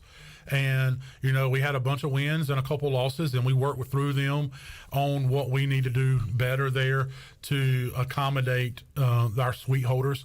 We did have some mishaps where folks didn't get their food until after kickoff, well into the first and second quarters. But with Pirate Hospitality, we're working with that group and have a plan in place this week that, you know, I feel really confident with them and being able to service our premium areas. I'll say over in Williams Clark Club, you know, one thing that we have definitely seen is, which is a great thing, our Pirate faithfuls like to have Pirate beverages. And so we've got to make some changes on how we do some stuff in Williams Clark Club, just some lines and some staging of some stuff there better to accommodate our patrons over in Williams Clark Club. Seen a lot of questions about, you know, why nobody is walking through the stands selling drinks, water, food, kind of old school, you know, the drinks all out in front of you. Is that something you guys don't do anymore at Dowdy Ficklen Stadium? No, we do. We had a hawking crew this past weekend, and, you know, at the time, the decision was made to pull them out and have them run food, have them run water, and start doing some selling on the concourse level there. But, you know, Clip, I would say if anybody has an organization that wants to be a hawker, contact me. We will get you in touch with Airmark, our concession provider, and we'll hire you tomorrow. I've seen questions about that too, like high schools or groups or something that want to get involved. Could they somehow help this process, help you guys out? And how do they get paid? Yeah, and so Airmark, our concession vendor, pays them. There is a percentage. You get a percentage of your sales, and we do that as an organization. So if Pirate Radio has a organization, they want to bring over 10, 20 people, then, you know, the organization gets paid a percentage of sales. But like I say, you know, we're willing to, hawkers is one we can't seem to get the folks to do it because it is hard. It is, you know, you're carrying the tray up and down the steps, and it's hot, and that's the hardest job for us to fulfill. Yeah. So we've put it out there. We're offering a little bit higher percentage rate to the hawkers if we can get those folks to come in and do that. But I would say this week is, with that, we had bodies. We put out some calls last week to some organizations here in town that stepped up and really helped us out when we did that. But with that, and I'll say how it kind of works is, and I'll use my group. If I say, hey, I'm gonna provide a group that works booth 2, and I need 6 people to work that booth. Well, if I only show up with 3, Airmark's got to find me 3 more people. And where do you do that on Saturday morning? Yeah. And that's the challenge, is when some of our groups, our nonprofits, we start with the number that we ask them to show up with. Those numbers dwindle down. And so then the fill-ins that we had, we used all those and had to reassign some staff around working with Airmark. And really, it's them. They manage it. They're our vendor. But they are willing to take anybody that wants to be a hawker. People are willing to sell drinks in the stadium, as you call it, JJ, hawkers. You probably make an absolute mint, because it would just be, you probably wouldn't even get up but 10 rows before you'd sell out and have to go refill again. Maybe we could be a celebrity hawkers clip. We could do like I'll let you go first and tell me how it goes. I'll do the first half, you do the second half. All right. If you get Troy to carry that tray up there, let me know. Well, let's talk about how much commission, JJ, off the air, and then we'll see what we can do. One of the things you were talking about, though, too, is it's one thing to load up the concession stand ready to go before the game, but then once those products get sold, you've got to reload it, and there's only where's that product coming from? How do you keep it cold in some cases, or hot? That's an issue too, especially when the concourse is packed with people moving through. There are a lot of logistics to work out as far as how do you get those concessions also refilled, especially ones in the upper deck that aren't quite as easy to get to. Yeah, and that's part of Airmark's plan. They're changing their staging locations. They're adding more locations of product. In places where they had 1 pallet of water setting, this week you'll see 3 pallets. And they realize that's where they missed at, is being able to have that back stock, the dry goods readily available. And so they've got a plan. We spent Sunday and Monday at the stadium. I walked around with them yesterday for about 2.5 hours, going through their plan and really walking through logistically of what they have presented back to athletics as what they feel like is a correctable action. Which is great. Do you feel that the Airmark folks and you guys, should they have done this before, a couple weeks before the NC State game? Well, I'll go back. We met, and obviously we had a plan in place and that they had presented to us over the course of the summer, and I think part of that wasn't met, and they've owned it, as you'll see this afternoon when their release comes out publicly.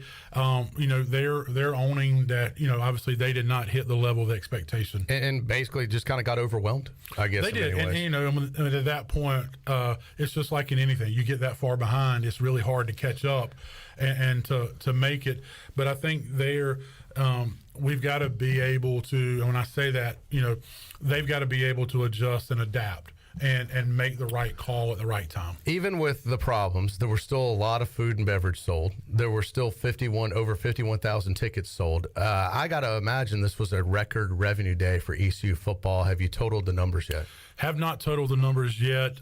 Still coming in, but I can tell you the early predictions of what we saw yesterday, of trying to get everything counted.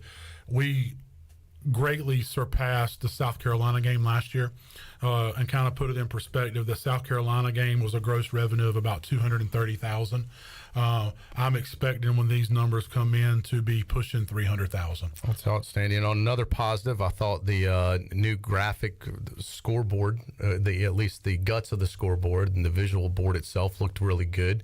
I thought the ribbon boards looked fantastic. Kind of gave the stadium a little more big-time feel. Yeah, and that's a great point, Troy. Like we've got a lot of momentum right now in Pirate Athletics, and coming into the season, the hype around our football program, where Coach Houston has us going right now, and where John has us going overall as an athletic department is unbelievable. And to be able to pull off a new video board, 2 new ribbon boards, 4 LEDs, and then the Murphy Center board as well, in about 4 weeks. I can't sit here and say that, we did that all on our own. We had some great partners in the construction business, the electrical business, campus partners that made it work. And then I'd be remiss if I didn't bring up Brandon Smith, Will Bailey, Mike Myers, Kyle Gaskins, and Greg Pearson, our Pirate video production team. That group, relentless. And working with our new multimedia rights holder, Playfly, that's been with us since July 1, to get that board operational, the ribbons, to look what it did in the amount of time. We only turned it on last Thursday. Yeah, it was a small miracle. It was. Yeah. And those guys, man, and that staff, phenomenal for what they did. But, the new sound system, got a few emails about the sound system. We're still tweaking it and balancing it and working with it. We'll work with it. We had some issues with the ref mic. You could have that with with anything, and we're working through that. But our staff, from what they pulled off with the help from our construction partners and our campus facilities and engineering guys, was unbelievable. Can you do one more segment with us? Yeah. All right. And we talked, and this was to your credit. You said you weren't afraid to take calls. Do you want to open it up and take a few good. calls? If we haven't covered whatever we got. I think we covered a lot of ground, but if you have a specific question for JJ McLamb from ECU Athletics, we will open up the phone lines right now. Shirley, if you can clear the lines if they're not already cleared, 317-1250, 252-317-1250. We'll take a break. We'll go ahead and we'll open up the phone lines. If you have a question for JJ, give us a call. We'll try and get on a few calls. If we've already answered your question, then that's great. And we appreciate you tuning in wherever you might be on our Pirate Radio platforms. We'll take a timeout. We'll come back. More with JJ McLamb exclusively here on PRL right after this.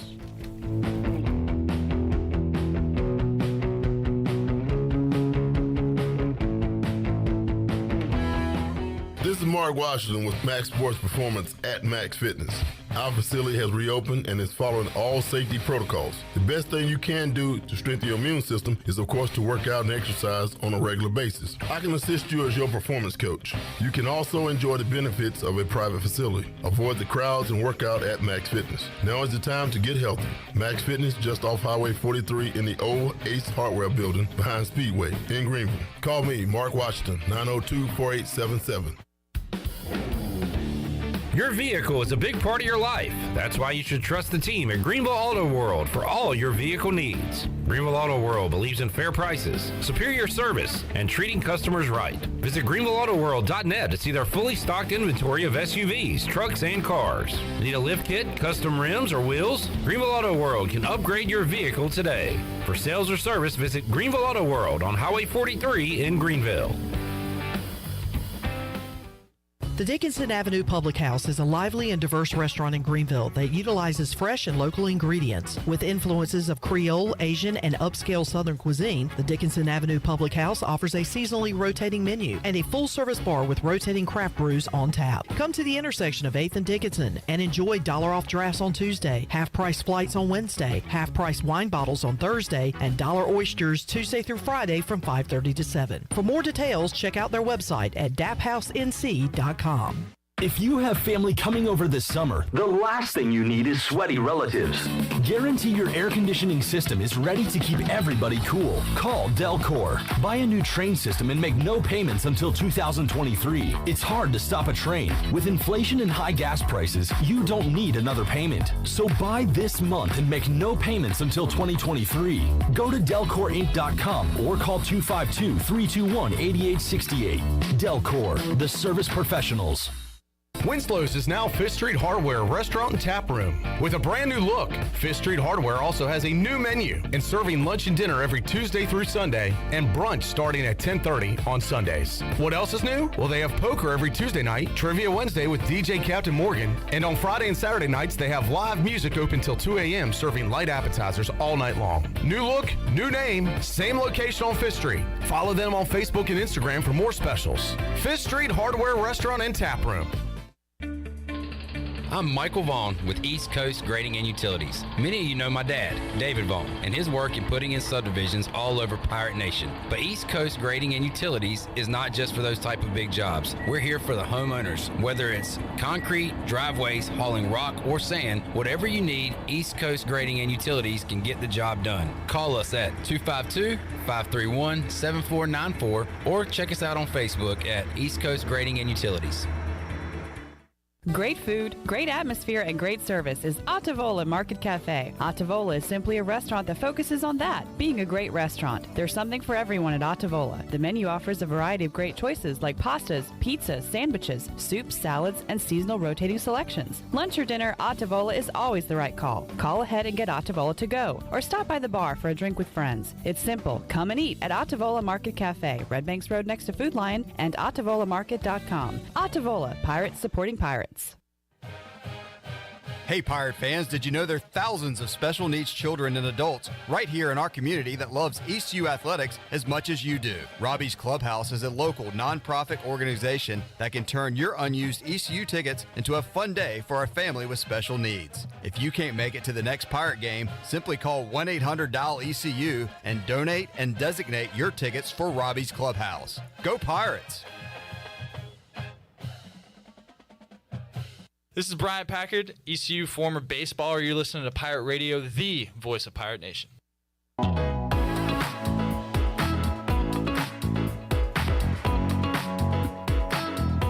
You're listening to Hour 2 of Pirate Radio Live. This hour of PRL is brought to you by First Bank. Together with our customers, we're creating a world where individuals and communities thrive. Visit the First Bank location on Arlington Boulevard in Greenville for all your personal and business banking needs. Now, back to the show. Welcome back. Do you need custom t-shirts, apparel, or promotional items for your business, organization, or event? We'll keep it local and print it local with University Sportswear. Contact them today at universitysportswearenc.com, the official sportswear provider of Pirate Radio. Now let's head back into PRL. Here's Clip. All right, back with you, Pirate Radio Live here on a Tuesday. Clip Rock, Troy D, JJ McLamb in the Pirate Radio studios. Yeah, good to have JJ from East Athletics with us in studio today. JJ, very quick before we get to some callers lined up. We've got another home game. It's going to be a first night game of the year, 6 o'clock kickoff. I believe tailgate lots open up at noon, coming off the largest crowd in school history. What type of crowd are you looking for Saturday? I think we'll have another great crowd, Troy. I think we'll be pushing around the 40,000 mark this weekend and really expecting another great turnout from our students. All right, Cliff, let's get to the calls. Let's get to them real quick. So up first is going to be Martin in Birmingham, Alabama. Shirley is getting phones at the moment. Can you pull up Martin here? Martin in Birmingham. Hello, Martin. Hey, how are you guys this afternoon? Doing good. Good. So, came in for the game this weekend, took Labor Day weekend off, had 4 friends with me from Birmingham, Alabama, Orlando, Myrtle Beach, and we stood in line for almost 45 minutes during the second quarter, could not enjoy the game as a fan and an overall fan experience.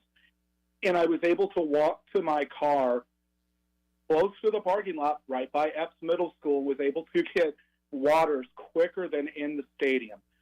It's one where my friends that were there with me, one passed out up in the stands. We had to go back and get her back down safely. Not being able to get the drinks and items that we needed to do. As somebody who lives in the southeastern part of the United States, there are and don't get me wrong, I'm a big ECU Pirate fan, but I have seen other experiences with these major schools that are within this country, Alabama, Auburn, Tennessee, Arkansas. How do we, as a fan base, and I'm selling this, I have friends now who saw the game. I had sons see this on TV over the weekend, that now are like, wow, Greenville looks like a great atmosphere. How do I encourage them to come to East Carolina when I know on the back end, great field production and how everything looks, but how can I make that a first-class experience for them when they are coming to Greenville with the concessions in the stands as they are currently? All right. Thank you, Martin. Appreciate your call, and thanks for listening, Birmingham. Martin, what I would say is I'd ask you to give Aramark and Pirate Athletics another chance. I really feel with the commitment that Aramark is making and owning the mistake this afternoon that they are putting a plan in place to rectify some of these issues and get everything corrected for this weekend, our game against Old Dominion.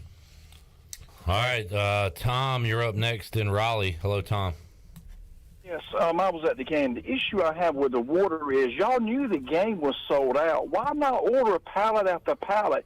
If you have any left over, use it for the game this weekend. And in the lounge, there was 4 girls serving alcohol, and the line was a mile long. Why not put those tables together and have 10 people back there serving alcohol? It was a mess. I'm embarrassed, and a lot of Pirates are mad. Thank you. All right, Tom in Raleigh. Tom, I appreciate your feedback there, and we realize that we missed some opportunities up there, and that's one of the corrective measures that they are taking in their their reactions to this weekend and getting everything corrected. You'll see some changes in those bar areas up in Williams Clark Club, and I really feel confident in the plan that they're putting in place. Tom in Greenville is up next. Hello, Tom. Yeah, thanks a lot, JJ, for taking my call. Your fan base is aging. I'm one of the agings. I'm 77, and my wife is 70. It's for us to go up and down the stands is difficult, to say the least, especially in the heat. Is there any possibility of putting stations up, what you call the bowl area, when you come up from the elevators and maybe stage some water up there, that we could go up to get it instead of having to go down, like especially if we're in XX and in the higher rows, because that's coming from the top down to the bottom. Thank you. Yeah, Tom, I appreciate that. That is a great catch there. That is one of the things that we will be doing this week with Old Dominion game on that level where you come across from the Tailgate Tower at the top of the Southside Seating Bowl. We will have a station there selling water and drinks. We'll not have food, but we will have a beverage station there for water and Pepsi products only there, so our fans can get access to that without having to go all the way back down for water and soft drinks. All right, Thank you, Tom. Damon up next on the Pit Electric Live line from Charlotte. Hey, Damon. Hey, good afternoon. Afternoon, JJ. Thanks for taking the call. Go ahead, Thanks, Damon. Yeah, the one thing I wanted to mention is I think it's as spot on and as quick as changes can happen that all of these meetings and the time that JJ and his staff have put in between Saturday night and between right now, let's look at that. Let's look at how fast things have changed. And it's like when you get a speeding ticket or whatever. Once it's done, you move forward. And I'm ready for everyone to move forward and look forward to Saturday night where the changes have been made. And then everyone who's calling in with a negative comment, when all these changes are made, I want you to call back in with a positive comment. And that's all I got to say. All right. Well, thank you, Damon. And I mean, it's understandable. People are upset. And, JJ, you know it. I mean, actions speak louder than words. People are going to have to come back and show that you got it right. Yeah, and Damon, that's a great point you make there. But I'll tell you, John Gilbert's leadership through this situation has been phenomenal for us. We knew it was a problem on Saturday. He addressed it right away. We started having conversations. We had conversations with our partners right after the game Saturday. While most people enjoyed the Labor Day weekend, this is what we did Sunday and Monday. And been able to jump on it as quickly as we can. But I agree with you. The proof's in the pudding, and we will be here and win back over Pirate Nation Saturday when Aramark and all the rest of our food vendors show you what they can do. And look, I don't want to make excuses for ECU and sit out here and say, oh, this is why this all happened. But I do understand some of the circumstances, and we have a lot of friends that are in the restaurant business, and those restaurants might have a capacity of a couple hundred people. Maybe a bigger one might seat 300 folks. And it's hard for my friends in the restaurant business at times to staff their restaurant, whether it's the back end in the kitchen or the front end with the servers. And they do this every single day. If you look at Dowdy Ficklin Stadium, being a restaurant, if you will, serving food and drink, That's capacity was 51,000, JJ, and you're only doing it 7 times a year. So, I'm not trying to give you guys a free pass, but I am saying think about that from a perspective. If you're a restaurant owner, you probably can already relate. But it is a massive undertaking, and I think sometimes even the best of plans don't get executed the way you had hoped going into the state game. So hopefully, I hope folks will give you guys the benefit of the doubt, and you are making adjustments and changes. If you guys were here saying, hey, everything's fine, tough, hey, we don't care, it'll be one thing, but that's not what I'm hearing. So no, to your point, Troy, we do, and our whole athletic department is feeling it. All of our fan base felt it, we're feeling it, and our partners are feeling it, and they realize that it is on them to make the corrections and get everything corrected for Saturday, because people aren't going to believe if they don't see it Saturday. Right. They can hear us right now and hear you guys talking, but then they're going to be looking for those changes Saturday. So hopefully there's a lot of positive stuff to talk about Saturday, including a victory. Clip, we'll go to the next call. All right, Michelle in Wilson. Hello, Michelle. Hello. Hope you guys are well. Doing good. My question is for Mr. McLamb. I had emailed you on August 23rd, and I was asking about the water bottle policy because I had gone on ECU's website and was looking for the water bottle policy, because I was going to certainly let friends of mine know. I was going to put it on, the ECU group webpage that's on Facebook and stuff like that, because people were asking, can we take bottles into the stadium and stuff like that? And I certainly wasn't going to put false information out there, but you never emailed me back. Yep, and first of all, Miss Harrell, let me apologize for that. When I saw the post this morning at 3:15 when I was awake trying to work through some of the stuff, and I saw the post, and I went back and I missed it, and that's on me, and I apologize for missing the email on the 23rd when you sent it, and I can't hide from that. I missed it in my email box, and I apologize for that. But it goes back to where we missed on the communication piece going out. And I'm gonna own that piece of we could have done a better job of communicating our heat management plan out, and I do apologize for that email.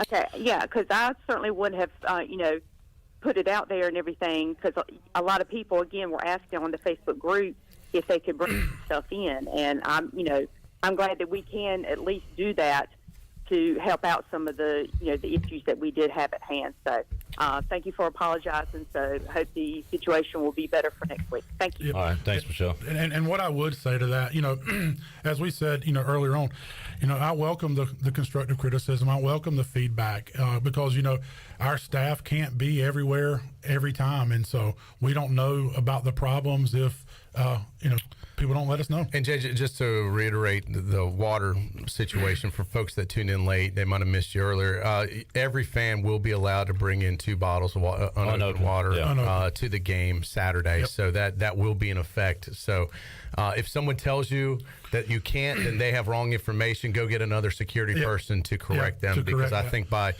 time Saturday rolls around, everybody will understand that policy clearly. But yes, I think you'll be able to see it with the signage that'll be up. Yeah, and I think that'll help a lot. If you start with a couple bottles of water, there won't be a massive need for it. Hopefully, it looks like the temperature is going to be decent. But right there in the 80s. So. And that's the thing. Right now, we're shooting for, or what it's showing right now is 86 at kickoff, which is right on the line of our heat management plan. Yeah. So, all right, let's get one more in here. John is in Greenville. Hey, John. Hey, y'all. Thanks for taking my call. Just wanted to see if the issues coming into the game at all the gates, is that a staffing shortage issue? Because we came in probably about 11:20 and gate 1 was already backed up 4 rows deep, but there was only 2 ticket takers, and they were just beyond overwhelmed trying to scan a ticket. The scanners don't work half the time, and by that time they were already just kind of bringing folks through the line without even scanning the ticket. Is that just a staffing issue at this point? Thanks for taking my call, y'all. Thank you, John. Yep, John, appreciate the call. So a little bit about our ticket scanners. We've we've got a problem there, and we've ordered new ticket scanners that we had ordered prior to the season through our ticket provider company that just aren't here yet. We've got an estimated delivery date of October 1. So we've got to make it through this 4-game home stretch with what we got. There is a lot of connectivity issues, whether they scan properly. But to your point, we have staff numbers, and working with our staffing company, you try to put people at gates based on historic numbers of number of entries through that gate. But that is one of the things that we're looking at, is how to redeploy additional staff members for that time frame of that 30 minutes for that fans are really trying to push to come in. But I would urge fans to get into the stadium earlier, to enjoy our pregame show with our Marching Pirates, and really help alleviate some of that pressure at the gate by coming in early. But I thought they did a good job of, once the scanners went down, just if you just show your ticket, you just got in, and trying to move people in as quickly as possible. And we did that to try to get them in as quick as we could. So, all right. Shirley, you got some? Yeah, I had a listener call in, didn't want to go on the air, but he did have a question. He said, I'm not sure the time frame. He said possibly about 5 or 6 years ago, there used to be parking over at the Brody School of Medicine, and you would shuttle people in. They would pay to park there, but should be shuttled in, and that was eliminated at some point. Is that something that you can revisit to help alleviate some of the traffic issues, or was that a logistical thing where it just cost too much to try to provide that service? Yeah, and we did do that, and we moved away from it whenever we started working with our Uptown partners and providing the game day shuttle from the Uptown district.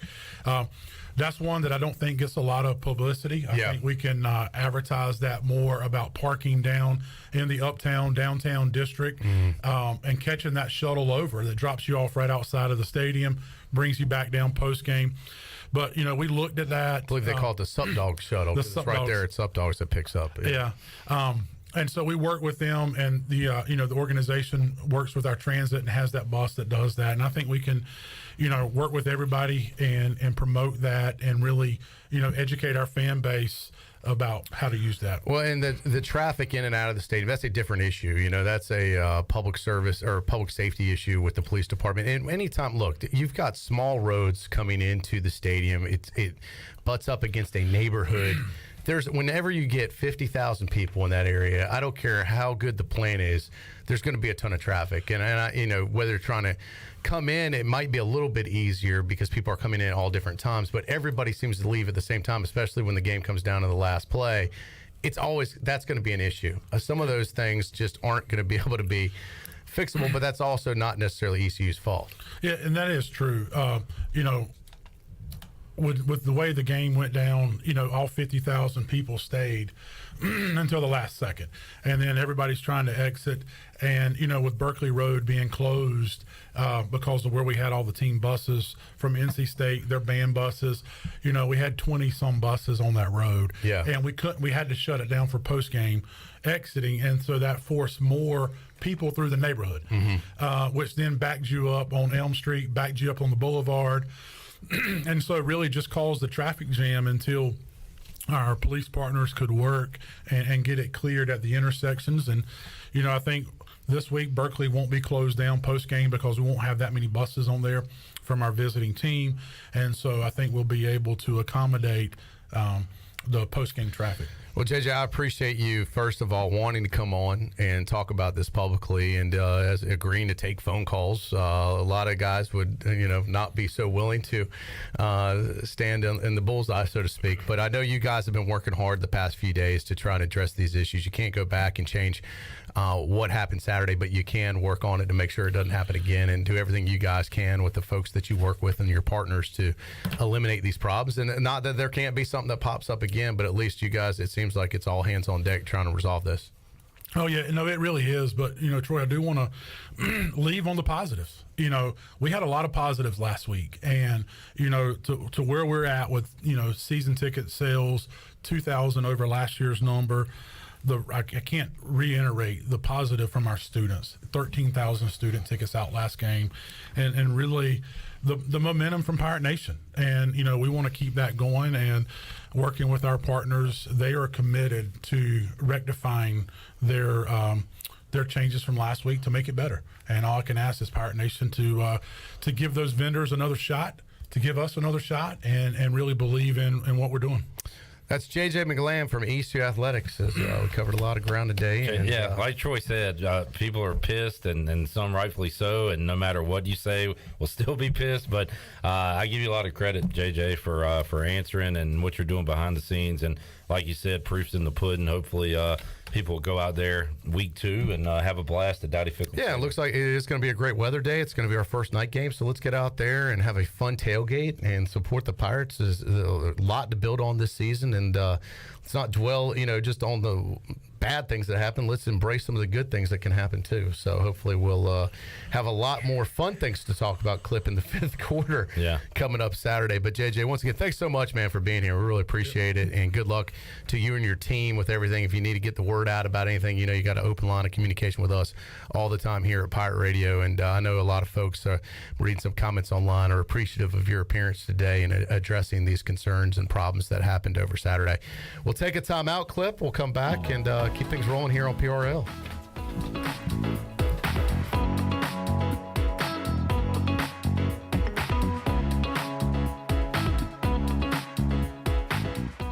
Pirate fans, don't miss out on another exciting Saturday at Dowdy-Ficklen Stadium as East Carolina plays host to the Monarchs of Old Dominion. ECU will be looking to make it 4-0 all-time against ODU. Tickets in the lower bowl are on sale for as low as $30, and you can get a great seat in the upper deck for as low as $20. Don't wait, because tickets are going fast. Call 1-800-DIAL-ECU or go to ECUPirates.com. It's the Monarchs and the Pirates at Dowdy-Ficklen Stadium, Saturday at 6 o'clock. Beauty Bar MediSpa wants to know if you are ready to fall into beauty. October 7th through the 14th, all services and products will be on sale. Botox, filler, painless laser hair removal, facials, RF microneedling, rejuvenating laser treatments to treat brown spots, wrinkles, texture, veins, and skin tightening. And now, the only facility in the area to offer non-surgical under-eye fat pad treatments. BeautyBarMedispa.com, Red Banks Road, Greenville. Go Pirates! That perfect tractor package you've been eyeing at Quality Equipment just got a little more perfect. Haul your next 1, 3, or 5 Series John Deere tractor off the lot on your brand new trailer. Visit our site at QualityEquip.com to add it to your package. Start with Quality Equipment to get any task done right. We've got the full line of John Deere equipment priced right with low monthly payments and special financing. Plus, we service everything we sell. Visit QualityEquip.com to see our latest offers. Love is finding the internet of your dreams from MetroNet. Get ready for fast, reliable, 100% fiber speeds with unlimited data so you can stream, study, surf, and game on all your devices simultaneously. No lag times or buffering. MetroNet offers student deals. Get 100 megabit internet for just $39.95 a month. Switch today at metronet.com/switch. MetroNet. Love your internet. Where can you go where the beer is cold and friendship is forever? Pabst is the place that's in our hearts where we can be together. Pabst Blue Ribbon. This is the place. Hey, Pirate fans, get stocked up for tailgating season with PBR at your favorite retailer. Look for the QR code on the PBR display and register for a chance to win a PBR cooler full of beer. Game day or any day, all Pirates prefer PBR. I'm Sam Jones, and for more than 3 generations, my folks have kept the fires burning for Eastern North Carolina Whole Hog Barbecue. At Sam Jones, you'll find our smokehouse pumping out wood-fired meats, cooked fresh every single day. There are no freezers at our place. Everything, and we mean everything, is made fresh daily, including our sides, sweets, and sauces. Stop in and see us, and I bet you'll be able to taste our passion in just one bite. At Sam Jones Barbecue, you'll find plenty of smoke, but no mirrors. Have you ever seen those exotic aquariums like the guys do in Las Vegas on television? You ever thought about having one of these aquariums in your business? It's more affordable than you think. This is Hal Pruitt with rentafishtank.com. We can make having an aquarium in your business turnkey with no work, cleaning, or hassles for you. Rentafishtank.com creates a relaxing atmosphere and keeps children occupied. Rentafishtank.com already services many dental, pediatric, and doctor offices, plus hospitals and senior living centers. Check us out at rentafishtank.com. University PC Care has been the Pirate Nation's go-to IT expert since 2006. Your office deserves a proactive tech support approach instead of always reacting to issues after the damage is done. You need BizCare. BizCare tech support and cybersecurity plans keep you ahead of potential issues and much safer from cyber threats like ransomware. What's at your office? Call William today to schedule your free BizCare consultation or learn more at universitypccare.com. This is Coach Steve Shankweiler, offensive line coach for East Carolina University football, and you're listening to Pirate Radio, the voice of the Pirate Nation.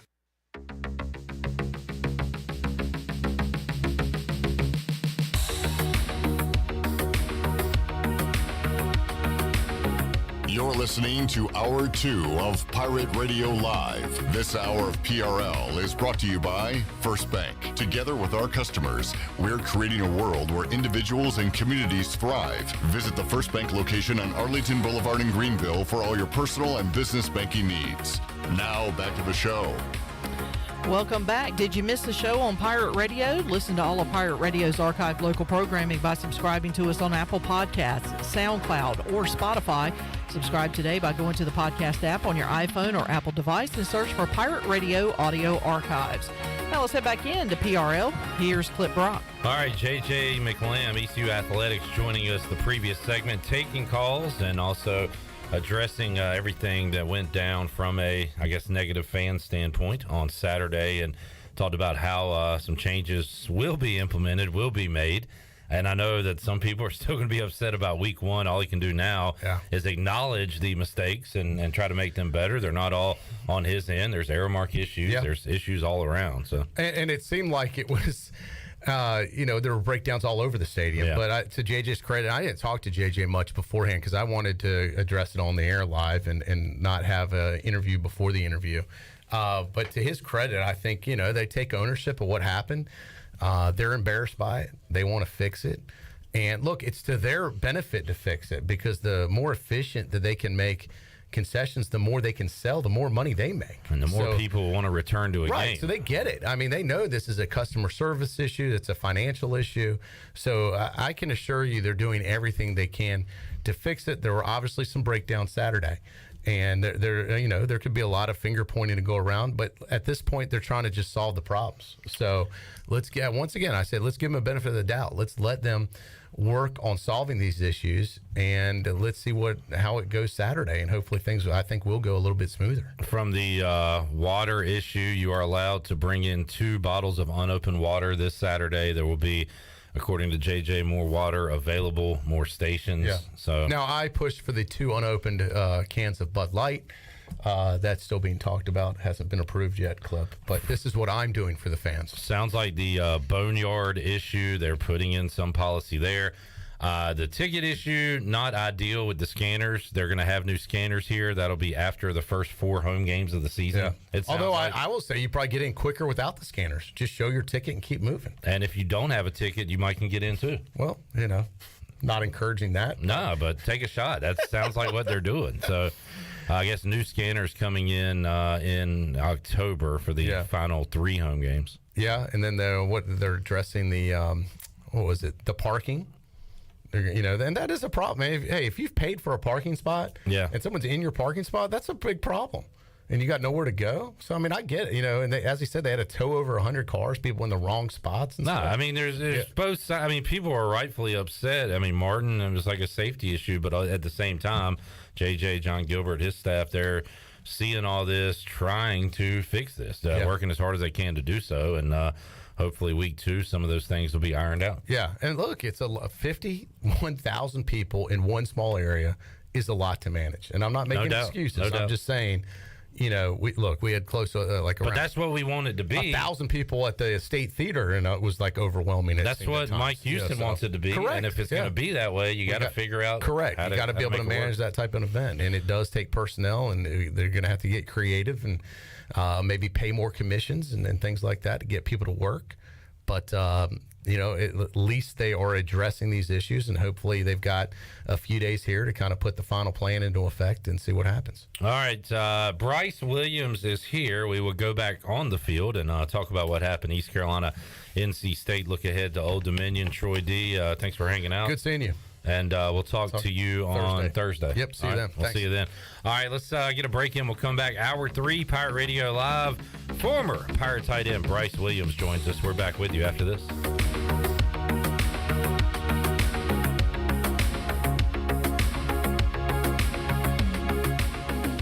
Here today with Jeff Stein from Brown & Wood. Jeff, how's the service department? Service is going great. Like I told you before, 2022 is a year of the customer. We've been voted #1 dealership in Greenville for 3 years in a row, and there's a reason why. For service, we still offer free pickup and drop-off, so we're trying to make it super convenient for the customer. And right now, our customers are repairing their vehicles more than ever. How can people make a service appointment? They can go to brownwood.net or dial 355-6080.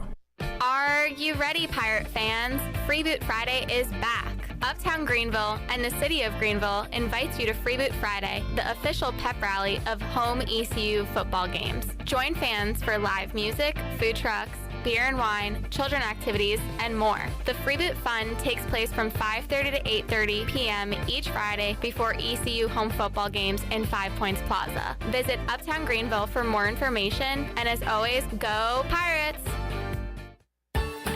The icy treat that can't be beat is Sparky Snowballs. From big kids to little kids, Sparky Snowballs has been making smiles happen for over 20 years. If you're not in the mood to chill out with a snowball, Sparky's funnel cakes and fried Oreos are a perfect Sparky-licious treat every time. Are you having an event, party, or fundraiser? Call Sparky's to come on site. Remember to follow Sparky's on Facebook or visit SparkySnowballs.com to see where they'll be next. Do you want to feel healthier and have more energy? The secret is all in what you eat. At Kinetic Physical Therapy and Wellness, we have certified dietitians to provide you with accurate advice on the eating plan and the lifestyle choices that you need to make to help you live well. You need more than just an internet search to be able to get a plan that fits your unique needs. Your dietitian will customize an eating plan that is specific to your goals, your budget, and your lifestyle, while providing coaching along the way so you can live well. Sign up today at kptonline.com. Hey Pirate Nation, Lindsey Gray here with Carolina Caliber. In 1960, my granddaddy started his firearm business right here in Eastern NC. Still family owned and operated, we have the area's largest selection for outdoor shooting sports and accessories and are one of the nation's top firearm dealers. At Carolina Caliber, we have everything you need from hunting, home defense, and personal protection, including a wide variety for ladies and youth. We buy, sell, and trade. It's a time-honored tradition. Visit us at Carolina Caliber on Fire Tower Road in Winterville. At Parker's Barbecue, our family has been serving your family for 3 generations. For that, we say thank you. Blessing families every Thursday. Kids eat free all day. That's the Parker's way. Legendary food served from our 3 locations. Always quick, always delicious. That's the Parker's way. At Parker's, our mission is to impact our customers through Christ-like service in a way that feeds them both physically and spiritually. That is the Parker's way. Country Mart has been locally owned and operated for over 40 years and is your premier country store serving the best cheese biscuits and country food around. Country Mart is open every day and has 2 locations in Bethel on Highway 11 and in Stokes on Highway 903. Both Country Mart locations are top-of-the-line fuel stations serving Shell gas, including 93 ethanol-free high-octane gas, which is the best for all you boat owners. Country Mart, fueling you up with great food in your engines with great gasoline. Go Pirates! It's bow time. So it's game time and you got a bunch of rabid fans. Dad, we're hungry. You head out to fire up burgers and dogs and go from grill master to MVP. And then you realize, no. You're out of GAS. Yup, out of gas on game day. What do? Drop a big bow box on it. Game on. Feed a family of 4 with 8 pieces of chicken, biscuits, fixins, and tea. It's bow time. This is Pirate Radio, WGHB Farmville, 1250 and 92.7 FM Greenville, WDLX Washington, 930 and 104.1 FM Washington.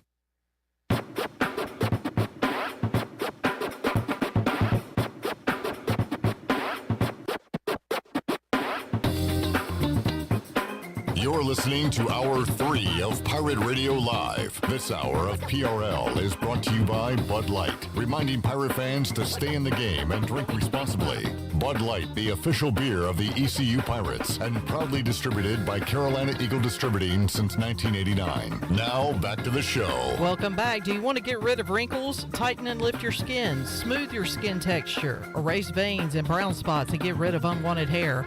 Are you interested in Botox or filler? Contact the licensed professionals at Beauty Bar Medi-Spa on Red Banks Road in Greenville. Free consultations are available by calling 752-1406 or visiting beautybarmedispa.com. Enjoy your visit. Love your transformation. Now let's head back into PRL. Here's Clip.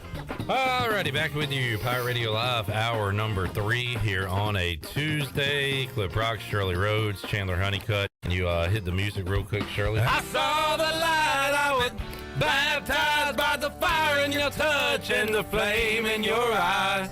I'm born to love again. I'm a brand new man. Oh, yeah. Bryce Williams is here, former ECU tight end, Slim 80 as they called him. And Bryce, man, tough one on Saturday. Tell you what. Tough one on Saturday. That'll tear a man down. I tell you what, the toughest cowboy could be brought down by a game like that. On a high on your horse, and then you're on your pony. Yeah, that's right. That's right. And back and forth, up early, got down 14. Second half, defense pitches a shutout. Ehlers in the passing game gets cooking, and it comes down to a kick. Goodness gracious. That's a tough one. Yeah. That, the missed PAT, that obviously, should obviously never happen. I saw like one replay where obviously the laces were in, but regardless, it's like, it's a PAT. I think it's 25 yards. I think it's how long a PAT is. So shank to the left. It's like, all right. Now you have a situation which I've talked to people. It's like, it's a tense one, but it's like a dream situation for a kicker. I mean, like, that's your stardom. Like, you had stardom just right there on the platter. You know, you're kicking into the boneyard. Was it 9 seconds? Ranked NC State, packed house. You know, it's 42 yards, so a respectable distance. But then again, not like insanely crazy. It wasn't like a Hail Mary. The longer one. Yeah, it wasn't a Hail Mary. I mean, you're at home. You can redeem yourself from the missed PAT. And she goes right. Yeah. That overcompensating for the one you hooked. You push this one to the right. Yeah. So it's tough. I mean, like I said, that was great. He had a game winner last year and stuff, but I was like, man, if I was the kicker, I feel like I don't know what his mindset is. I haven't really ever talked to him, but it's like I would always be preparing in practice. I wouldn't just kick balls blank mind, just kind of just go through the motions. I know, but can you prepare for that though? You would think I would always kind of have that mindset, put myself in hypothetical situations in practice, like mentally, like, okay, just situational, get your mind right for something like that. Maybe he does. I don't know. I'm just saying, like, I would be constantly in practice putting myself in a mental state of something like that. Game winner, all this stuff. Obviously he's a good kicker. It's definitely a shame he missed it because he could have just been that could have. Then he's got plenty more more games to obviously do, but not that one particular game. Yeah, that's a tough one. Yeah. Just being what it was, being the situation it was, the team it was. He could have done something big there.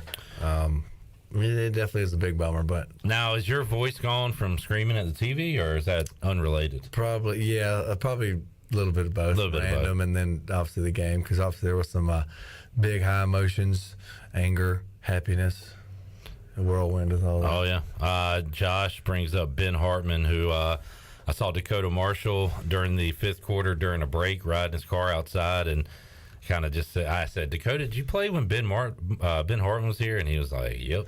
Yeah, he just kind of which is a shame. I mean, now Ben Hartman won the Carolina game and the Hawaii Bowl. Oh yeah, so he's done some big things, and also lost a couple. Yeah, so it's give and take. Now we have Daffer, who hit a bomb to beat Navy last year, and is the GOAT this weekend. But it happens, like you said, he's going to get more shots. They're going to need him at some point this year. Yeah. I mean, the good thing is just like, obviously, that would have been a great notch for him to put on his belt. But as long as he doesn't let that affect him the rest of the season, then that'll be good. Well, let's play the hindsight game. Should it even come to that? Did East Carolina go too conservative late in the game and not get down the field quicker, not try to score a touchdown? I said at the time, do what they did. I thought it was okay. Others here, Weaver, Shirley, they were like, go, what are you doing? Let's get close. Let's go for a touchdown. So I see both sides of it. Looking back, well, yeah, you'd like to have gone for the score. But they did get conservative down the stretch, setting up Owen Daffer for a field goal and one that he missed. Oh, most definitely. And like I said, I think the situation, they did everything just fine there.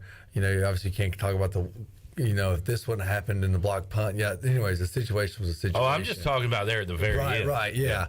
And I think they did just right. I mean, they got a kicker they have confidence in, set them up, let's go for this, bam. 9 seconds left. It's pretty rare. Obviously they can time it up to snap at the last minute.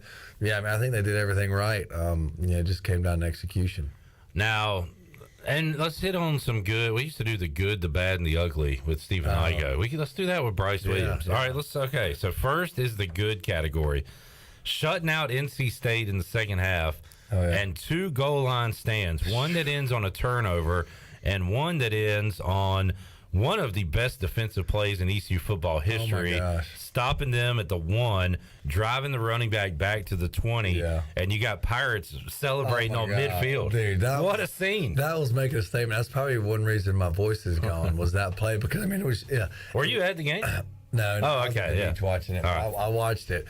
And goodness gracious, when they made that stop, I mean, that was making a statement. Made you proud to be a Pirate right there. Yeah, dang right. So we were some hard boys out there, and that was super exciting. And then everything, the drive after that was great. And they definitely played well, especially the second half was impressive. I don't know if this is like talking about out of both sides of my mouth, but I'm going to say Holt Nailers in the passing game doing what they were able to do without a run game at all. Yeah. Usually when you can't run, it leads to complete disaster. Holton threw his 2 picks early. We'll talk about those in the bad category. But for East Carolina to move the ball the way they did, despite not being able to run the ball against a really good defense, I thought that was pretty impressive.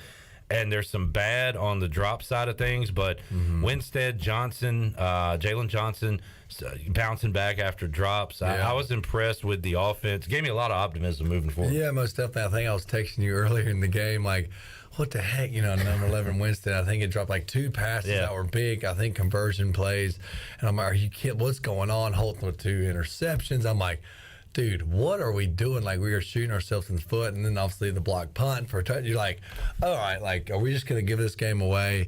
And I guess since it was early, maybe it was a little bit of nerves and just got to settle in, get back in it. And I think we did, settle in because Winstead, did making some big catches, and the offense looked a lot better than they did in the beginning. All right, other goods. I'll say this: one of the Jeff Charles said the coaches had 2 concerns going into the game. One was being able to block NC State up front and run the football. Well, that concern came to fruition, and they couldn't really do that. Yeah. The other was East Carolina's DBs against. Don't watch that, Bryce. How do you pause this video? I don't want to see this video again. Me either. All right. Another one of their concerns was ECU's DBs against State's wide receivers, because they said Devin Leary likes to throw deep, likes to go downfield, going to take some shots. And I thought, we won that battle for the most part on the day. So our DBs, and this was a big test for them. And I thought our DBs passed the test on Saturday. Oh, yeah, of course. Early on, I guess it was Thayer or whatever, number 5. Yeah, he's tough. He's tough to guard. Those guys right there, like those type of players, like something spectacular, going to make a big play when it matters. Yeah, third down and go to him. Yeah. So of course that's nerve-wracking. But yeah, I think we definitely did a really good job there, and we started putting pressure on the quarterback, and you saw he came. I feel like we, obviously with the pressure, it kind of got him shook up a little bit. I think because he didn't have as accurate passes, and I think we had a few breakup. I'm trying to remember all the plays, but I was impressed definitely with the secondary. All right, one more positive. Hadn't been brought up a ton, but because the special teams was outplayed so much in a lot of areas. But Demel Hickman on punt returns, Malik Fleming, the other DB cornerback, on punt returns, 4 for 29, average of 7, long was 10, but never did anything negative, and was able to get the ball up the field and most importantly do it safely, not losing the football.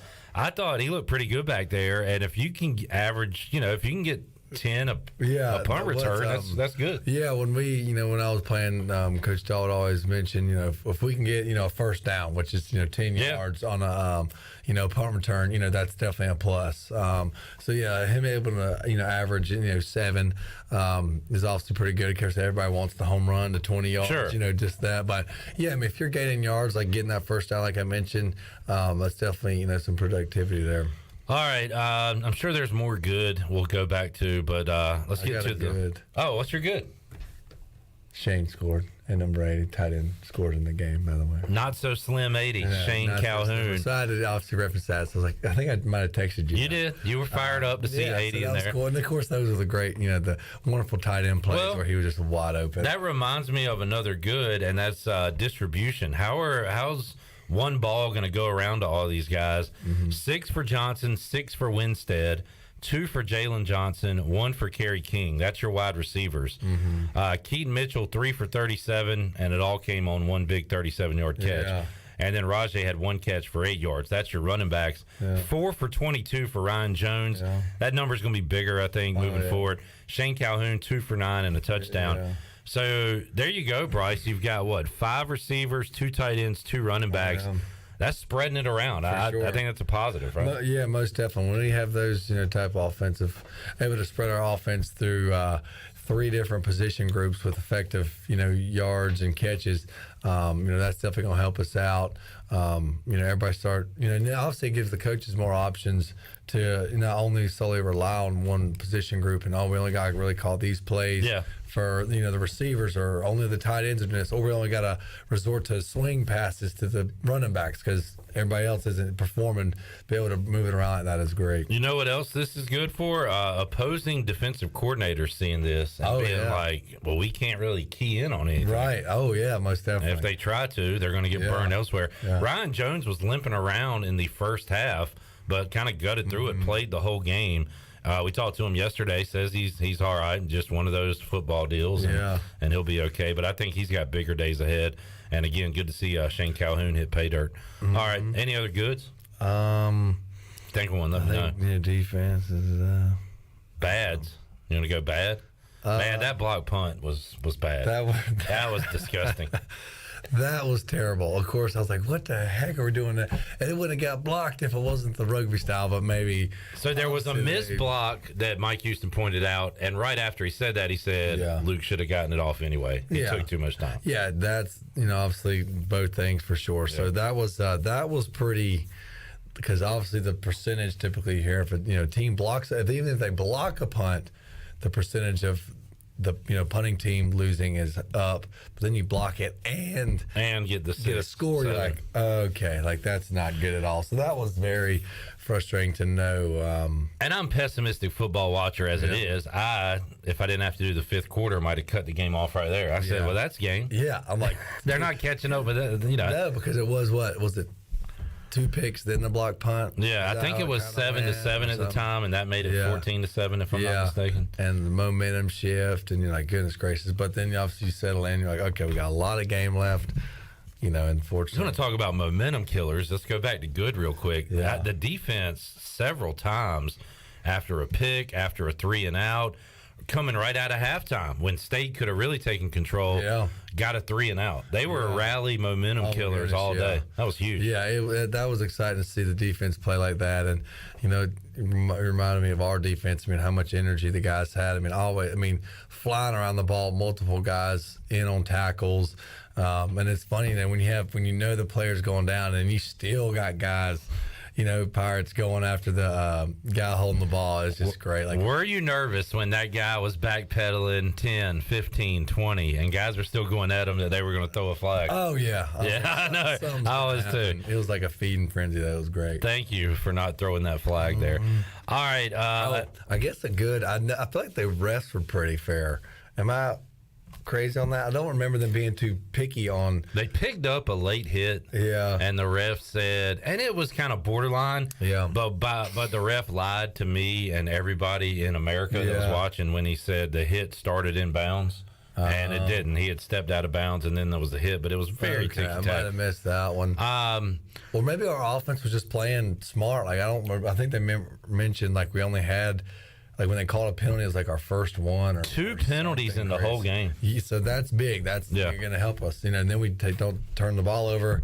I mean, that's good, smart football there. There was also a time where State looked like they had a first down. The official grabbed the ball, put it back a yard, and then measured, and they were short. Oh, yeah. So it's not like every call went against us. That was pretty fun to watch that happen. Yeah, but that was just one thing I noticed. Bad. Couldn't get a run game going. Yeah. Kind of as to be expected. You did have one Keaton run where you oohed and awed because he hit the L1 on his controller. Oh, yeah. And Was made a guy that miss. towards the goal Towards line? our own end zone. Yeah. That was impressive. And then Rajay, poor Rajay, 1.9 a carry, had a 7-yard run and got up pumping his fist like, finally, I got to run over 2 yards. Yeah. And it just couldn't get going. Yeah. And guess what? It will get going probably this week, definitely against Campbell. It'll get going against the Navy. Like, I think the run game will eventually click. Yeah. NC State's going to stop a lot of people on the ground. So. Bad early drops, I will say. Yeah. Credit to State defenders making point of impact right when that. But you got to bring those in. Oh, for sure. You practice that. Winstead had a couple. Jalen Johnson, I think, as well. So that you can put that on the bad category. Another good, and it surprised me because all I remember, Bryce, is State converting big third downs because they had like a 3rd and 15, a 3rd and 12. ECU on the day, 4 out of 13 defensively. State was 4 out of 13 converting. That's a good number for your defense. It just seemed like the ones they did get were bigger. Yeah, for sure. That would be one thing. I guess, and then a bad I thought about. I felt like our KOR was. Good one. No, you're right. That was not very disappointing. Yeah, very. That's like, goodness gracious. I mean, we're getting tackled behind the 20. So that was frustrating. Especially for me, a guy that's been hyping that up for that to happen. Yeah. It's really the KR egg on my face. Yeah, that was rough to watch as well. So hopefully that gets picked up. Yeah, kickoff return bad. Punt block was awful. Yeah. And then the missed field goal was awful. So special teams did not grade out well. Yeah. On Saturday. Yeah. So there you go. The other category was ugly. I don't even remember. I guess ugly was the fan experiences we heard about. Yeah. That was not very good. Thanks for filling me in because I was not sure what was going on. If you really want to be filled in, just listen to hour 2 of today's show. Credit to JJ McLamb. He sat in that chair, took questions, took calls, and answered them to the best of his ability. But really, it's all about can they implement these changes, these fixes they want to make, and we'll find that out this Saturday. All right, so there's your State recap. Let's take a break. We'll come back. I want to hear some Mike Houston comments and also look ahead at Old Dominion. We'll go Pirate Radio Outdoors as well. A lot more to go with Slim 80, Bryce Williams, when we return after this.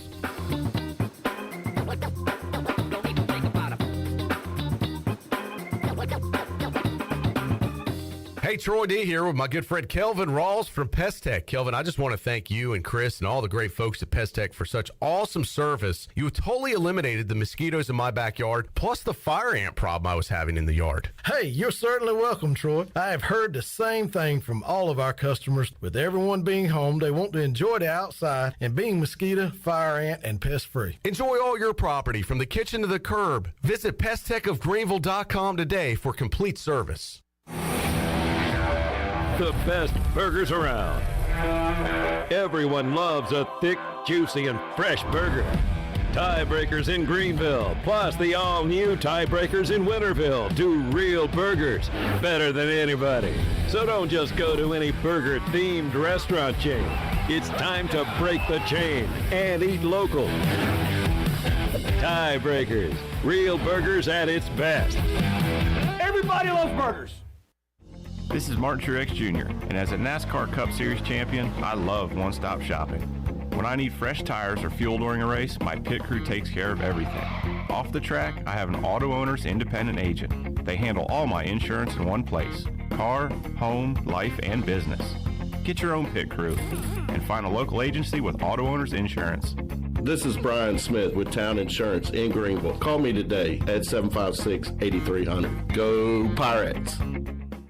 Are you suffering from anxiety, sleep issues, or chronic pain? Have you heard of CBD? You can learn about the benefits of CBD right here in Greenville at the Hemp Garden. Hemp Garden offers a variety of products and solutions that are truly making a difference in our community. Hemp Garden also provides products that can assist with energy and focus. Have a pet? Come check out their selection of CBD pet products. Visit Hemp Garden to speak with a CBD specialist in a relaxed and welcoming environment today. Exclusive discounts are offered to first-time customers. Hemp Garden, located at 3040 South Evans Street in the Target Shopping Center in Greenville.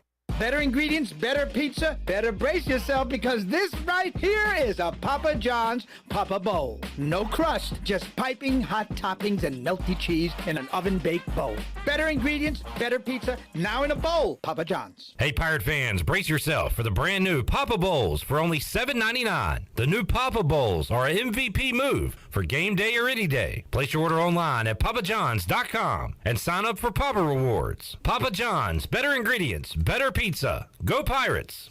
At Bostic Sugg Furniture, we've lowered prices for some pretty big sales, but for our Labor Day sale, we've reduced them even more. Save on the most on-trend looks for your living room, dining room, and bedroom, and save up to 70% off clearance items store-wide. Plus, enjoy 12 months special financing. Sleep your best on a quality mattress for less. Plus, get 48 months special financing with no minimum purchase during the Labor Day sale. On now at Bostic Sugg Furniture.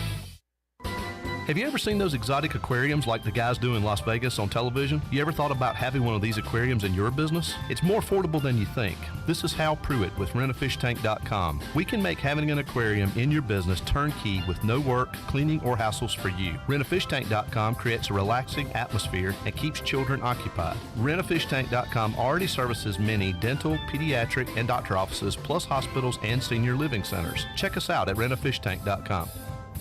Take a hit from a 300-pound linebacker, and you better be wearing pads. Take a hit on the road, and you better have good auto coverage. When you've got North Carolina Farm Bureau Auto Insurance, you've got the best local agents ready to help you bounce back. If you don't, well, you'll probably play football without a helmet, too. In Pitt County, call Brandon Manning or Randy Daniels at 252-756-3007. North Carolina Farm Bureau Mutual Insurance Company. Farm Bureau Insurance of North Carolina Incorporated. Southern Farm Bureau Life Insurance Company, Jackson, Mississippi. An independent licensee of the Blue Cross and Blue Shield Association. Pirate Radio. Pirate Radio. Pirate Radio.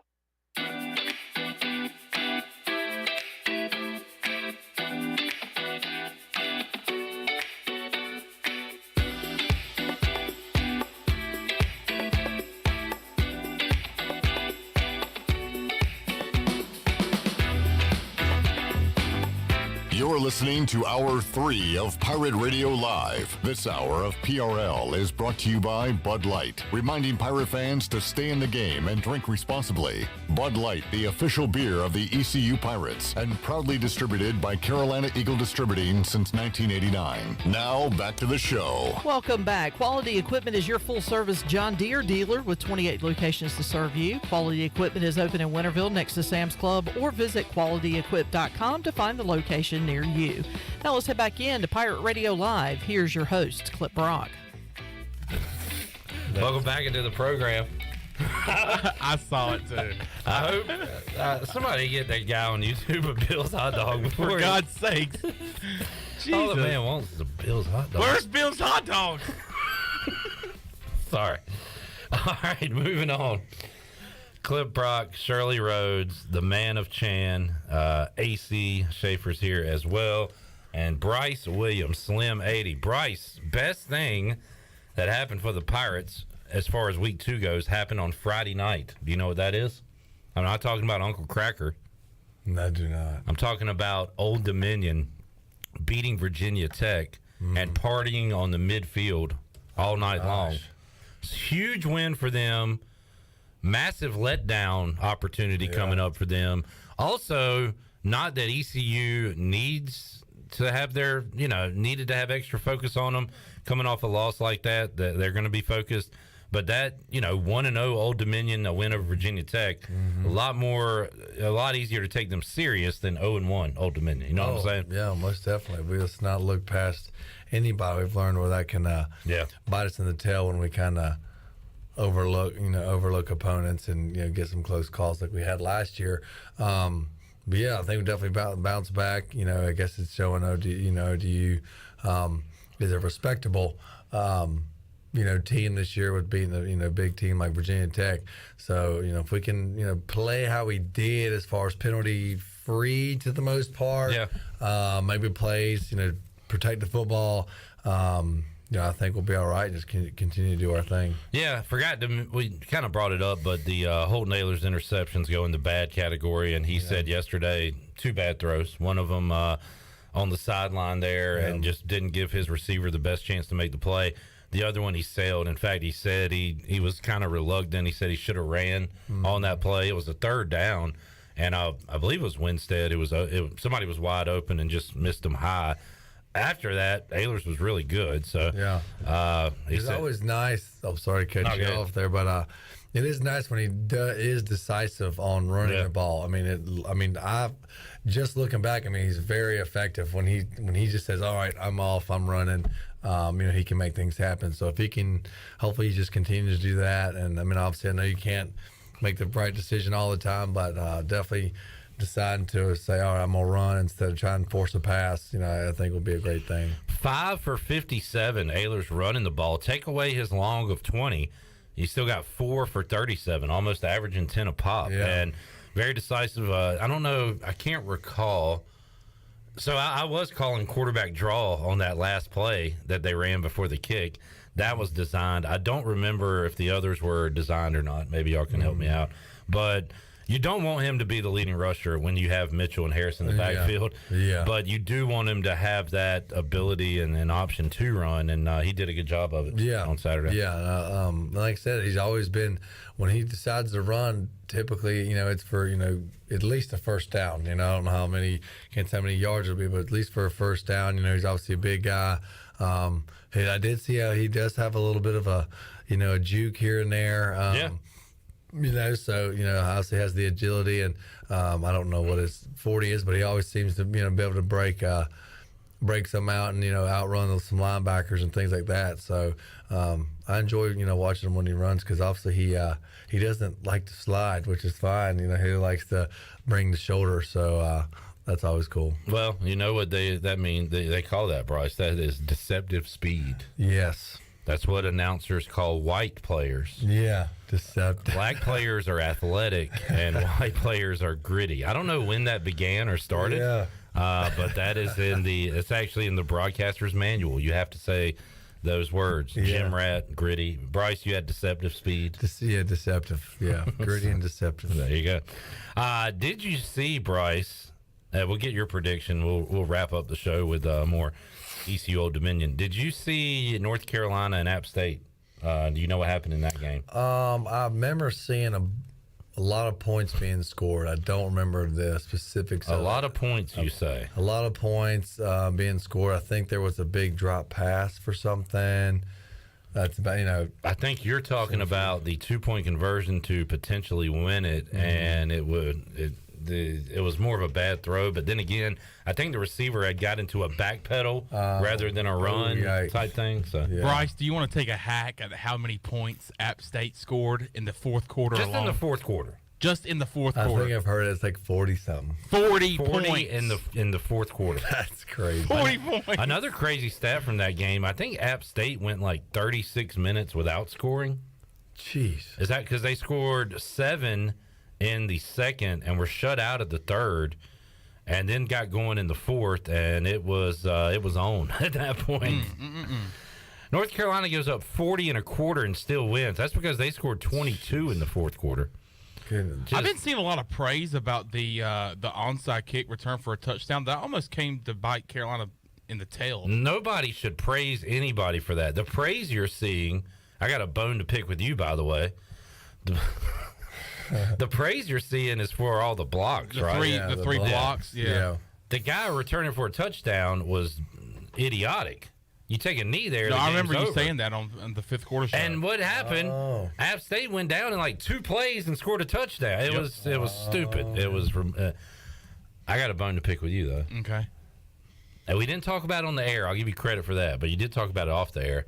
You know the Butte receiver kid from LSU, and you said he had entered the transfer portal. I said he was about to. I did not say he was in the transfer portal. He was about to. Has he yet? No, he's back with the team. All right. Why was he going to do that?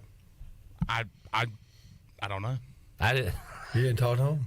There was like 3 players on LSU's team that went on social media. Yeah, they did what Owen Daffer should do. They scrubbed their social medias because fans are, all in their acting ear. nuts. Yeah. But there was a fake Brett McMurphy tweet about Butte entering the portal, and I didn't know if you had been gotten on that. No. All right. You were just talking, I never mentioned you that were talking he had to your own definitely. sources. Yes. Okay. All right. Okay. Is there anything else you got to pick with me? No, man, you're good. All right. My guy? My guy? My guy? Shirley. My guy. My guy? My guy. My guy. You're not that guy, pal. Trust me. You're not that guy. I like when Rajay Harris says "my guy" to me a lot. Oh, my guy. And I like it, my guy. My guy. All right. Dream come true, my guy. All right, we got to take another break, and then we'll do Pirate Radio Outdoors, and then we will get Bryce's prediction. Bryce, you probably weren't even thinking about this, or maybe you were. Maybe I'm not giving you enough credit. Do you remember your prediction from last week? I thought about it. It was close. It was like 20. If ECU would have scored a touchdown, they probably... So let's say they score a touchdown instead of try for the field goal. They probably go for 2 there to get to 28, and the final would have been 28-21. Your prediction was 28-20. Jeez. That close, Bryce. I was that close to just... Wow. But instead, guess what? You were wrong. I was wrong. Or you were wrong. Tell me how it is. We will get another prediction from Bryce, and he was close on the first one. Let's see what he can do on the second one. A lot more to go. Pirate Radio Live after this.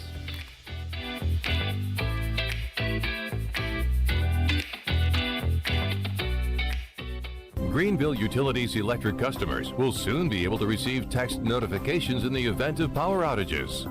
Enrollment is automatic, so make sure GUC has your cell phone number by signing into your account at GUC.com, then update the information in your user profile. Want to talk with someone instead? Call 252-752-7166 during business hours. 252-752-7166. Update us so we can update you. Visit GUC.com for more information. Hey Pirate Nation, this is Holt Nailers, and when it comes to getting your family together, there's no better place than Familia, which is Italian for family. Familia is the place I like to bring my football family, especially my offensive linemen. Whether it's great New York style pizzas, homemade meatballs, lasagna, chicken parmesan, or delicious homemade desserts, Familia is a winning play every time. For dine-in or takeout, make Familia your go-to play when you have a hungry team. Familia on Fire Tower Road near Pitt Community College. Go Pirates! This is Talbot Green with Angel Oak Home Loans. If you're looking to purchase a home, it is still a great time, and being pre-qualified before you begin shopping is an advantage. At Angel Oak, we offer a wide variety of programs ranging from conventional, government, and portfolio loans that can fit most financial situations. To get started, contact our experienced team of Talbot Green, Braxton Green, Joanne Weir, or Wanda Hager at 751-2060. NMLS 1719250, Equal Housing Lender.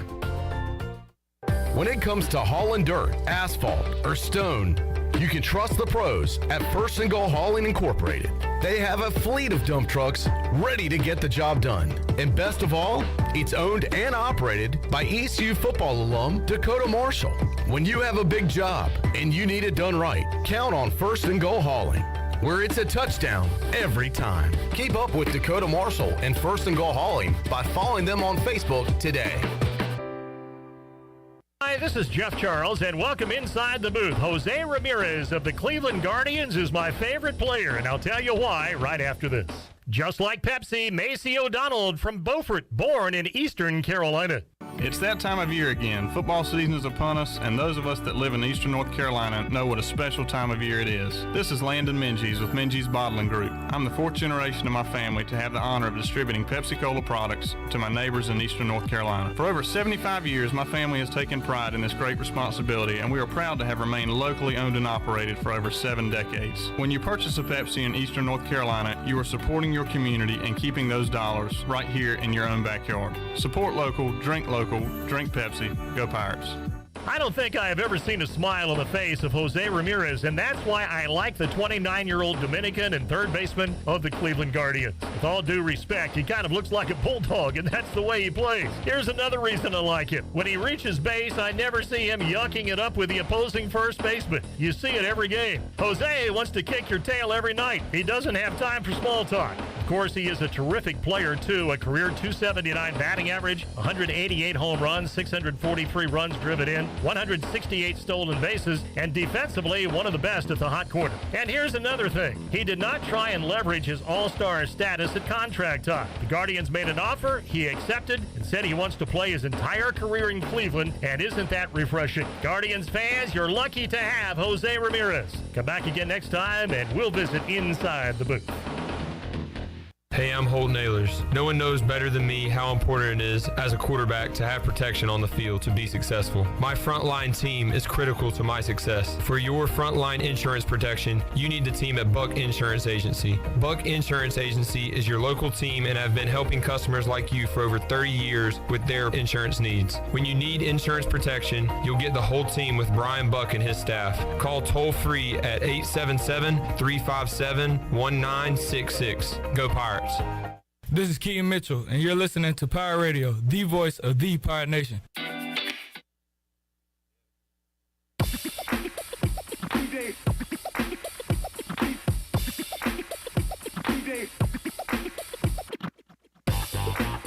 You're listening to Hour 3 of Pirate Radio Live. This hour of PRL is brought to you by Bud Light, reminding Pirate fans to stay in the game and drink responsibly. Bud Light, the official beer of the ECU Pirates, and proudly distributed by Carolina Eagle Distributing since 1989. Now, back to the show. Welcome back. At Angel Oak, they continue to make customer service the #1 priority. A local mortgage advisor is the key to your transaction success. The combination of their local team's experience and Angel Oak's wide offerings of products for standard, conventional, government, and portfolio loans has something for every financial situation. For more information, call Talbot Green, Braxton Green, Joanne Weir, or Wanda Hager at 751-2060.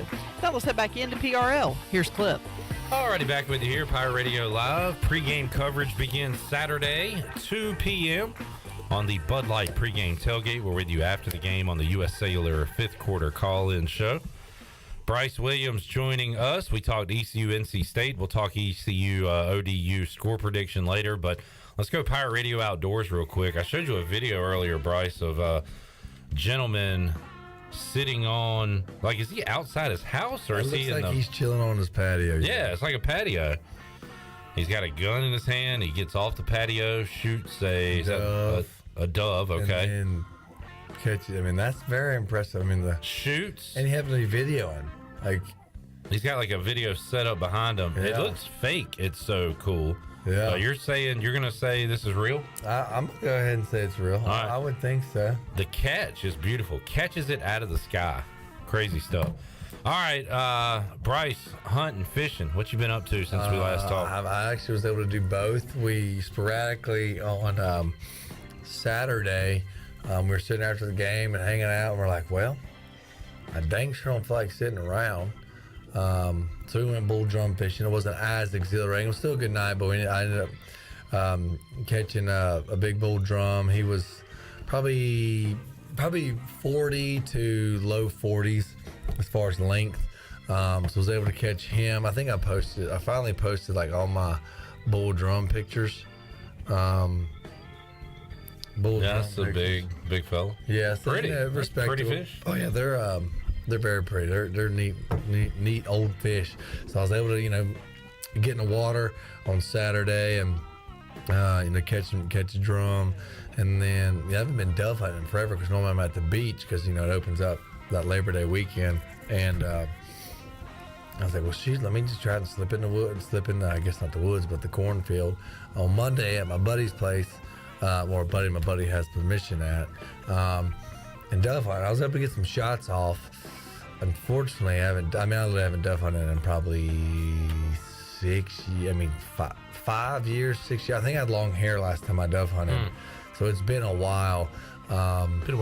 And I forgot how fast the dove are. So timing's off. It's like a new receiver and a quarterback. You gotta get that timing back. Oh, it was. So I was I wasn't out there too long, but I was 0 for 6. Ooh, skunk. So I got skunked. I was like, son of a gun. Them boogers are fast as crap. So, but I wasn't. Animals evolve just like humans do. They might have gotten faster since the last time you were there. Probably so. Something in the corn. But but it was good to get some shots off and attempt to try and hit a dove. So I was able to be in the woods and the water. So that was a good weekend. Bryce Williams joining us. Bryce, you've done so much in the water and hunting. What's that white whale? What's the one that you haven't got that you want to get? And hunting? Oh gosh. What's evading you that would really cap off your collection and that one notch on your belt as a professional hunter? Hunting would probably be, obviously probably like along the lines of like an elk or a mule deer, I think would be on the hunting. Would you be able to get one of those at where you hunt? Is it possible, or would you have to go elsewhere? Yeah, I'd have to go elsewhere for that. So that's probably in the hunting realm. Okay. I'm pretty happy with what's going on so far as North Carolina hunting. I would like to shoot a few more ducks, but nothing like specifically. Okay. And in the fishing world, I've yet to catch, like a big bull dolphin, big like bull mahi-mahi. I've caught them, but I just haven't caught like that big bull. I mean, the ones where his head is just like that. And, that would be a goal, but I think that. What is that like? Far is that deep? That's offshore. Offshore. So unfortunately, that time has passed. Now we're into king wahoo fishing. Gotcha. To the best of my knowledge. So. All right, Bryce Williams. Anything planned? You're watching the game Saturday night. You already got that planned. Any fishing, hunting planned? I'm gonna try and be out in the water, but we've got the wedding Thursday and Friday, so early congratulations to Chelsea and Jordan. And you know what? I'm going to give them a shout out too for having the wedding on Friday and not Saturday. I know. You know what? Good call. I didn't think about it. They may have done that just for that reason. I like to think they did. I think they did. So it's going to be a heck of a weekend. They're celebrating Jordan and Chelsea's wedding. See the family. Oh, and my brother and his wife are set to have a baby this weekend. So I could have wedding, new birth, man, ECU football with a win, see the family, and then maybe, who knows, I'll slip in the woods. So, I mean, you never know. This could be an all-time weekend This could for be you, a great Bryce. weekend. All right. You're going to be, what, uncle? What did you say? Well, I'm already uncle, but I'll be an uncle to my older brother and his wife's kids. There you go. We don't know what it is yet either, so they're doing the whole secret. That's exciting. Yeah. All right, Shirley, take us to break. We'll come back. We'll get Bryce's prediction for East Carolina and Old Dominion when we return after this.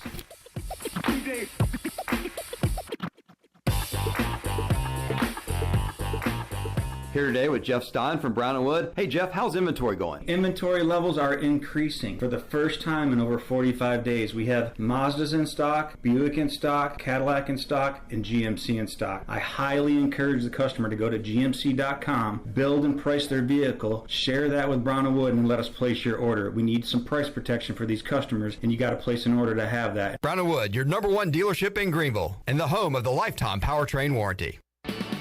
Well, the secret is out. CD's Grill has the best breakfast in Greenville. Start your day with a made-to-order breakfast Monday through Saturday at CD's Grill. Plus, you can enjoy lunch Monday through Friday. And their lunch specials are always a huge hit. Monday, it's barbecue chicken. Tuesday, pork tenderloin and gravy. Wednesday, chicken and pastry. Thursday, barbecue pork chops. And Friday, it's spaghetti. CD's Grill on Fire Tower Road in Winterville, near Evans Street. Stop by CD's Grill for the best country cooking around. Pirate fans, don't miss out on another exciting Saturday at Dowdy-Ficklin Stadium as East Carolina plays host to the Monarchs of Old Dominion. ECU will be looking to make it 4-0 all-time against ODU. Tickets in the lower bowl are on sale for as low as $30, and you can get a great seat in the upper deck for as low as $20. Don't wait, because tickets are going fast. Call 1-800-DIAL-ECU or go to ECUPirates.com. It's the Monarchs and the Pirates at Dowdy-Ficklin Stadium, Saturday at 6 o'clock. Hi, this is Jeff Charles for my friends at Ed Watkins Marine. I've known Ed personally for years, covering his winning performances on the football field and on NASCAR's pit road. Now Ed is winning on the water, and you get to win too. You win with awesome prices on boats from Ed Watkins Marine, and of course, great service after the sale. If you're looking for a new boat, contact Ed Watkins Marine today. They will deliver anywhere. Find them online at edwatkinsmarine.com and tell them the voice sent you. Hey, Pirate Nation. This is Russell from Russell's Clothing in downtown Washington. Believe it or not, fall weather is coming and we're ready for some Pirate football. Russell's has a long history of dressing Pirate fans, both men and women. For the men, we offer both logoed and non-logoed from Peter Millar, Johnny O, and Smathers and Branson. Our ladies love Tyler Bowe, Crosby, and Never a Wallflower for game day. Join us in wishing the Pirates a healthy and successful season. And remember, for all your game day needs, shop Russell's in downtown Washington. Go Pirates! At Parker's Barbecue, our family has been serving your family for 3 generations. For that, we say thank you. Blessing families every Thursday. Kids eat free all day. That's the Parker's way. Legendary food served from our 3 locations. Always quick, always delicious. That's the Parker's way. At Parker's, our mission is to impact our customers through Christ-like service in a way that feeds them both physically and spiritually. That is the Parker's way. Hey Pirate Nation, this is Scott Harris with RE/MAX Preferred Realty. I've been in Greenville over 25 years. I'm a proud graduate of ECU. If you're looking to buy or sell a home, then give me a call today and let me help make your real estate process fun and easy. I keep it simple and explain the process every step of the way. My goals are your goals. There are no long-term contracts, and you always deal with me from start to finish. The right home starts with the right agent. Call me, Scott Harris, at 347-1857. Go Pirates! This is Steven Igo. You've heard from me plenty on Pirate Radio Live and perhaps have read some of my work on hoistthecolors.net. Now, get an extension of our in-depth coverage on the Hoist the Colors podcast. From game previews to immediate post-game analysis to emergency podcasts for breaking news, we've got you covered. A cast of guest co-hosts from fans, former coaches, and other writers join me for 2 podcasts weekly to break down all things ECU Athletic. Subscribe to Hoist the Colors now on Apple Podcasts, Spotify, or Google Podcasts.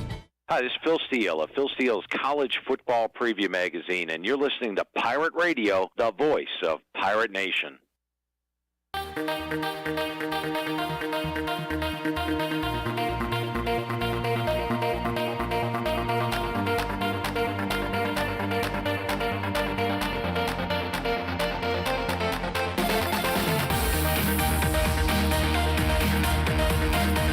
You're listening to Hour 3 of Pirate Radio Live. This hour of PRL is brought to you by Bud Light, reminding Pirate fans to stay in the game and drink responsibly.